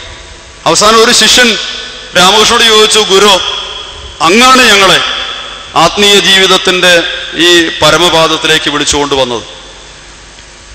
ഇപ്പോ അങ്ങ് ഇങ്ങനെ നിഷ്ക്രിയനായി കിടക്കുന്നത് കാണുമ്പോൾ ഞങ്ങൾക്ക് സഹിക്കാൻ പറ്റുന്നില്ല. അങ്ങ് പ്രാർത്ഥിച്ചാൽ ഈശ്വരൻ കേൾക്കാതിരിക്കുമോ? ഒന്ന് പ്രാർത്ഥിച്ചുകൂടെ? ഒരിറ്റ് ദാഹജലം ഇറക്കാനുള്ളൊരു സാവകാശത്തിന് വേണ്ടി, അവസാനമായി ഞങ്ങളോട് എന്തെങ്കിലും ഉരുവിടാനുള്ള ഒരവസരത്തിന് വേണ്ടി അങ്ങയ്ക്കൊന്ന് പ്രാർത്ഥിച്ചുകൂടെ? അത്രയും നേരം തുറന്നിരുന്ന മിഴികൾ പെട്ടെന്നങ്ങ് അടഞ്ഞു. അപ്പോൾ ശിഷ്യന്മാർക്ക് മനസ്സിലായി, ഗുരു അത് കേട്ടു, അവൻ പ്രാർത്ഥിക്കുകയാണ്, അവൻ ധ്യാനത്തിലാണെന്ന് മനസ്സിലായി. അപ്പോൾ അദ്ദേഹത്തിന്റെ ശിഷ്യന്മാരിങ്ങനെ ഇങ്ങനെ നോക്കി നിൽക്കുകയാണ്, കണ്ണി വയ്ക്കാതെ നോക്കി നിൽക്കുകയാണ്. ദീർഘമായിരിക്കുന്നൊരു സമയം കഴിഞ്ഞപ്പോൾ രാമകൃഷ്ണ പരമഹംസൻ കണ്ണുകൾ തുറന്നു. അപ്പോൾ വളരെ ആകാംക്ഷയോടെ ശിഷ്യന്മാർ ചോദിച്ചു, ഗുരു, അങ്ങ് പ്രാർത്ഥിച്ചു അല്ലേ? അത്രയും നേരം നിശബ്ദമായിരുന്ന നാവുകൾ പെട്ടെന്ന് തുറന്നു. എന്നിട്ട് ശരിയാണ്, ഞാൻ പ്രാർത്ഥിച്ചു. ഒരിറ്റ് ജലം ഒന്ന് ഇറക്കാനുള്ള സാവകാശം തരണമെന്ന് പ്രാർത്ഥിച്ചു. ഇവിടെ നിന്ന് എഴുന്നേറ്റ് ഒരിക്കൽ കൂടെ പോയി ഈശ്വരനെ കുറിച്ച് ലോകത്തോട് പറയാനൊരു അവസരം തരണമെന്ന് പ്രാർത്ഥിച്ചു. അപ്പൊ ഞാൻ പ്രാർത്ഥിക്കുമ്പോൾ ഈശ്വരൻ എന്നോട് ചോദിച്ചു, രാമകൃഷ്ണ, ഇതാരാണ് നിന്റെ കട്ടിലിന് ചുറ്റും നിൽക്കുന്നത്? അപ്പൊ ഞാൻ പറഞ്ഞു, എൻ്റെ ഉപാസകരാണ്. അപ്പൊ എന്നോട് ഈശ്വരൻ ചോദിച്ചു, നിന്റെ ഉപാസകരായിരിക്കുന്ന ഇവർ ഭക്ഷിക്കുന്നുണ്ടോ? അപ്പൊ ഞാൻ പറഞ്ഞു, ഉണ്ട്, അവർ ഭക്ഷിക്കുന്നുണ്ട്. അവർ കുടിക്കുന്നുണ്ടോ? അവർ കുടിക്കുന്നുണ്ട്. അവർക്ക് യാത്ര ചെയ്യാൻ പറ്റുമോ? പിന്നെ അവർ യാത്ര ചെയ്യാൻ പറ്റും. അവർക്ക് സംസാരിക്കുന്നതിന് വല്ല കുഴപ്പമുണ്ടോ? ഇല്ല, അവർ സംസാരിക്കുന്നുണ്ട്. അപ്പൊ എന്നോട് ഈശ്വരൻ ചോദിച്ചു, രാമകൃഷ്ണ, നിന്റെ ഉപാസകർ കുടിക്കുന്നുണ്ടെങ്കിൽ പിന്നെ നീ എന്തിനാണ് കുടിക്കുന്നത്? നിന്റെ ഉപാസകർ ഭക്ഷിക്കുന്നുണ്ടെങ്കിൽ പിന്നെ നീ എന്തിനാണ് ഭക്ഷിക്കുന്നത്? നിന്റെ ഉപാസകർക്ക് യാത്ര ചെയ്യാൻ കഴിയുമെങ്കിൽ പിന്നെ നീ എന്തിനാണ് യാത്ര ചെയ്യുന്നത്? നിന്റെ ഉപാസകർക്ക് സംസാരിക്കാൻ കഴിയുമെങ്കിൽ പിന്നെ നീ എന്തിനാണ് സംസാരിക്കുന്നത്? ശരിയാണത്. ഉപാസകരിലൂടെ ജീവിക്കേണ്ടത് ഗുരു തന്നെയാണ്. ഉപാസകരിലൂടെ ജീവിക്കുന്നത് ഗുരു തന്നെയാണ്. അപ്പോ ഉപാസകർക്ക് ഇതെല്ലാം ചെയ്യാൻ കഴിയുമെങ്കിൽ പിന്നെ ഗുരു ഇതൊന്നും ചെയ്യേണ്ടതില്ല എന്നാണ്. യേശുക്രിസ്തുവിന്റെ ശിഷ്യന്മാരായിരിക്കുമ്പോൾ ഞാനും നിങ്ങളും വിളിക്കപ്പെട്ടിരിക്കുന്നത് യേശുക്രിസ്തുവിന് പകരക്കാരാകാനാണ്.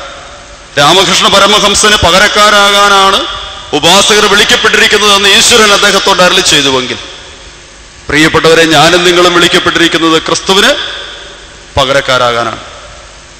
പൗലോസിന്റെയും ബർന്നബാസിന്റെയും ജീവിതം കണ്ടിട്ട് മറ്റുള്ളവർ വിളിച്ചു അവർ ക്രിസ്ത്യാനികളെന്ന്.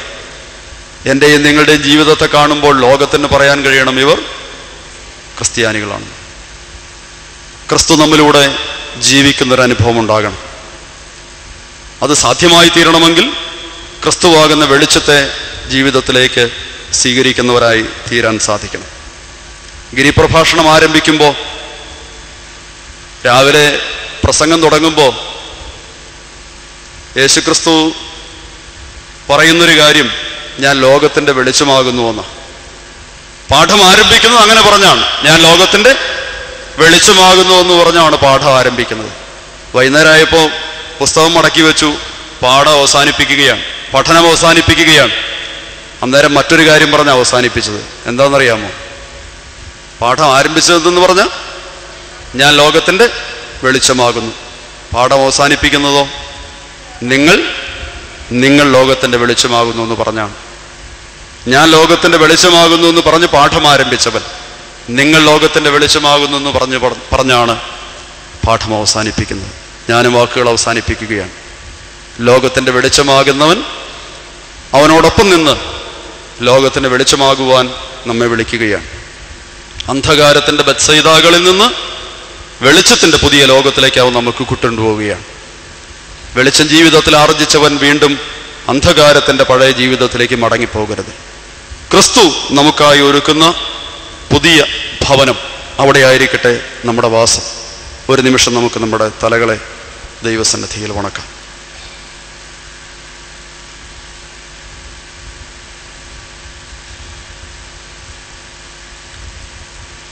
കണ്ണുകളെ അടച്ച് യേശുക്രിസ്തുവിൻ്റെ ക്രൂശിൻ്റെ ചുവട്ടിലേക്ക് നമുക്ക് ചേർന്നിരിക്കാം.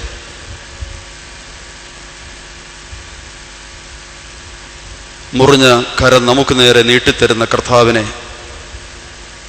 ഒരു നിമിഷം നമുക്ക് നമ്മുടെ ആന്തരിക നയനങ്ങൾക്ക് മുമ്പിൽ കാണാം. ബത്സയിദായുടെ തെരുവീഥിയിൽ കാഴ്ചയില്ലാതെ തൻ്റെ അടുക്കൽ എത്തിച്ചേർന്ന കുരുടനായ മനുഷ്യൻ്റെ കരങ്ങളിൽ പിടിച്ചുകൊണ്ട് അന്ധകാരത്തിൻ്റെ ബത്സയിദായിൽ നിന്ന് വെളിച്ചത്തിൻ്റെ പുതിയ ലോകത്തിലേക്ക് കുരുടനെ നയിക്കുന്ന ക്രിസ്തുവിനെ നമുക്ക് കാണാം. ഒരു നിമിഷം നമുക്ക് നമ്മുടെ കരങ്ങൾ ആ നസ്രായൻ്റെ കരങ്ങളിലേക്ക് ചേർത്ത് വയ്ക്കാം.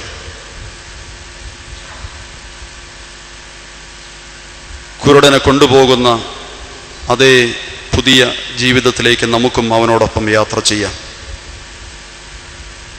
ബത്സയിദായിൽ ആർജിച്ചു കൂട്ടിയ എല്ലാ സമ്പാദ്യങ്ങളെയും പണത്തെയും സ്വത്തിനെയും ബന്ധങ്ങളെയും എല്ലാം നമുക്ക് ഉപേക്ഷിക്കാം.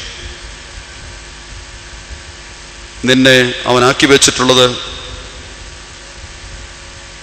ബത്സയിദായുടെ അന്ധകാരത്തിലായിരിക്കാനല്ല. ബത്സയിദായ്ക്ക് പുറത്ത് വെളിച്ചത്തിൻ്റെ പുതിയ വക്താവാകാൻ വിളിക്കപ്പെട്ടവനാണ് നീ. ഇതാ നസ്രായൻ നിന്നെ വെളിച്ചത്തിലേക്ക് കരം പിടിച്ച് നയിക്കുന്നു. വൈമുഖ്യമില്ലാതെ എതിർപ്പുകളില്ലാതെ അവൻ്റെ പിന്നാലെ നമുക്ക് യാത്ര ചെയ്യാം. സഹനത്തിൻ്റെ പുതിയ മേഖലകളിലൂടെ ആയിരിക്കാം ഈ യാത്ര. തുപ്പലുകൾ ഏൽക്കേണ്ടി വന്നു എന്ന് വരാം, ചാട്ടവാറുകൊണ്ട് അടിയേൽക്കേണ്ടി വന്നു എന്ന് വരാം, കഷ്ടതകളുടെ രോഗത്തിൻ്റെ ദുർഘട പാതകളിലൂടെയൊക്കെ യാത്ര ചെയ്യേണ്ടി വന്നു എന്ന് വരാം. മിസ്രൈമിലെ അടിമത്വത്തിൽ നേരിടേണ്ടി വന്നതിനേക്കാൾ വലിയ കഷ്ടതകളുടെ സഹനങ്ങളുടെ മേഖലകൾ ഈ മരുഭൂയാത്രയിൽ അഭിമുഖീകരിക്കേണ്ടി വന്നു എന്ന് വരാം. ധ്യാനിക്കുന്ന ആത്മാവേ, ഈ സഹനം വെളിച്ചത്തിലേക്കുള്ള നിന്റെ യാത്രയാണ്. ഈ രോഗങ്ങളും കഷ്ടതകളും എല്ലാം നിന്നെ വിമോചനത്തിലേക്ക് നയിക്കുന്ന മുഖാന്തരങ്ങളാണ്.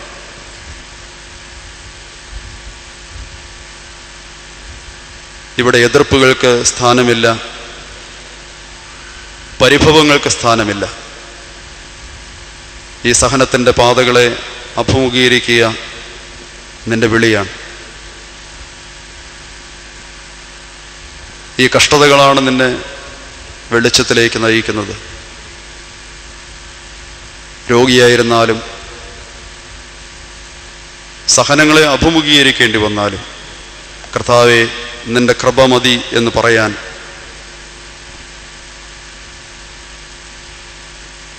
മനസ്സാ നമുക്ക് തീരുമാനിക്കാം. ധ്യാനിക്കുന്ന സഹോദര സഹോദരി, ക്രിസ്തുവിനോടുകൂടെ വെളിച്ചത്തിലേക്ക് ഇറങ്ങുന്നുവെന്ന് പറയുമ്പോൾ പഴയ പാപത്തിൻ്റെ ചില അവശേഷിപ്പുകൾ നിന്റെ ഹൃദയത്തിൻ്റെ മനസ്സിൻ്റെ ആഴങ്ങളിൽ അറിഞ്ഞോ അറിയാതെയോ കിടക്കുന്നുണ്ടോ എന്ന് ഒരു നിമിഷം പരിശോധിക്കാം. ക്ഷമിക്കുവാനും പൊറുക്കുവാനുമാകാതെ ചില വിദ്വേഷത്തിൻ്റെ കണികകൾ ഇപ്പോഴും അവശേഷിക്കുന്നില്ലേ? വൈരാഗ്യത്തിൻ്റെ ചില അവശേഷിപ്പുകൾ എപ്പോഴും ജീവിതത്തിൽ നിലനിൽക്കുന്നുണ്ടോ? വെറുപ്പിൻ്റെ ചില അവശേഷിപ്പുകൾ ഇപ്പോഴും ജീവിതത്തിൽ നിലനിൽക്കുന്നുണ്ടോ? പൂർണ്ണമായി ക്ഷമിക്കുവാനും പൊറുക്കുവാനും ദൈവസന്നിധിയിൽ നമുക്ക് തീരുമാനമെടുക്കാം. കർത്താവേ, അവിടുന്ന് ഞങ്ങൾക്കായി വാഗ്ദാനം ചെയ്തിട്ടുള്ള ജീവൻ്റെ പുതിയ ലോകത്തിലേക്ക് അവിടുന്ന് ഞങ്ങളെ കൈപിടിച്ച് നയിക്കണമേ. അന്ധകാരത്തിൻ്റെ സകല ജീവിത സാഹചര്യങ്ങളിൽ നിന്ന് യാത്ര പറഞ്ഞ് കർത്താവെ, നിന്നോട് കൂടെ ആയിരിക്കാൻ ഞങ്ങളെ സഹായിക്കണമേ. ഇന്ന് പകൽക്കാലം കർത്താവെ, എല്ലാ പാപബന്ധനങ്ങളെയും ഞങ്ങളിൽ നിന്ന് നീക്കിത്തരണമേ. പുതിയ മനുഷ്യനായി, പുതിയ സൃഷ്ടിയായി, നിനക്ക് പകരക്കാരിയായി ജീവിപ്പാൻ ദൈവമേ അവിടുന്ന് ഞങ്ങളെ സഹായിക്കണമേ. വീണ്ടും പഴയ ഊരിലേക്ക് മടങ്ങാൻ ഇടവരാതെ കാത്തുകൊള്ളണമേ. അന്ധകാരത്തിൻ്റെ പ്രലോഭനങ്ങൾ ഞങ്ങളെ തിരിച്ചു വിളിക്കുമ്പോൾ, ഈ ലോകത്തിൻ്റെ പ്രലോഭനങ്ങൾ ഞങ്ങളെ തിരിച്ചു വിളിക്കുമ്പോൾ കർത്താവേ, നിൻ്റെ കൈവിട്ട് പഴയതിലേക്ക് മടങ്ങാൻ ഇടവരാതെ ഞങ്ങളെ കാത്തുകൊള്ളണമേ. അവിടെ ഞങ്ങൾക്കായി ഒരുക്കിയിരിക്കുന്ന കനാനിലെ പുതിയ ഭവനത്തിൽ നിന്നോടൊപ്പം നിത്യമായി ജീവിപ്പാൻ ദൈവമേ ഞങ്ങളെ സഹായിക്കണമേ. സകലതിനെയും ഞങ്ങൾ തിരുസന്നിധിയിൽ സമർപ്പിക്കുന്നു. ഞങ്ങളുടെ ആവശ്യങ്ങളെ, ഞങ്ങളുടെ വേദനകളെ എല്ലാം അവിടെ നിറയുന്നുവല്ലോ. കർത്താവെ, അനുഗ്രഹിക്കണമേ, നന്മയിൽ വഴി നടത്തണമേ. ഞങ്ങൾ നിനക്കും നിൻ്റെ പിതാവിനും നിൻ്റെ പരിശുദ്ധാത്മാവിനും സ്തുതിയും സ്തോത്രവും എന്നും സമർപ്പിക്കും, ഇപ്പോഴും എപ്പോഴും എന്നേക്കും തന്നെ. ആമേൻ.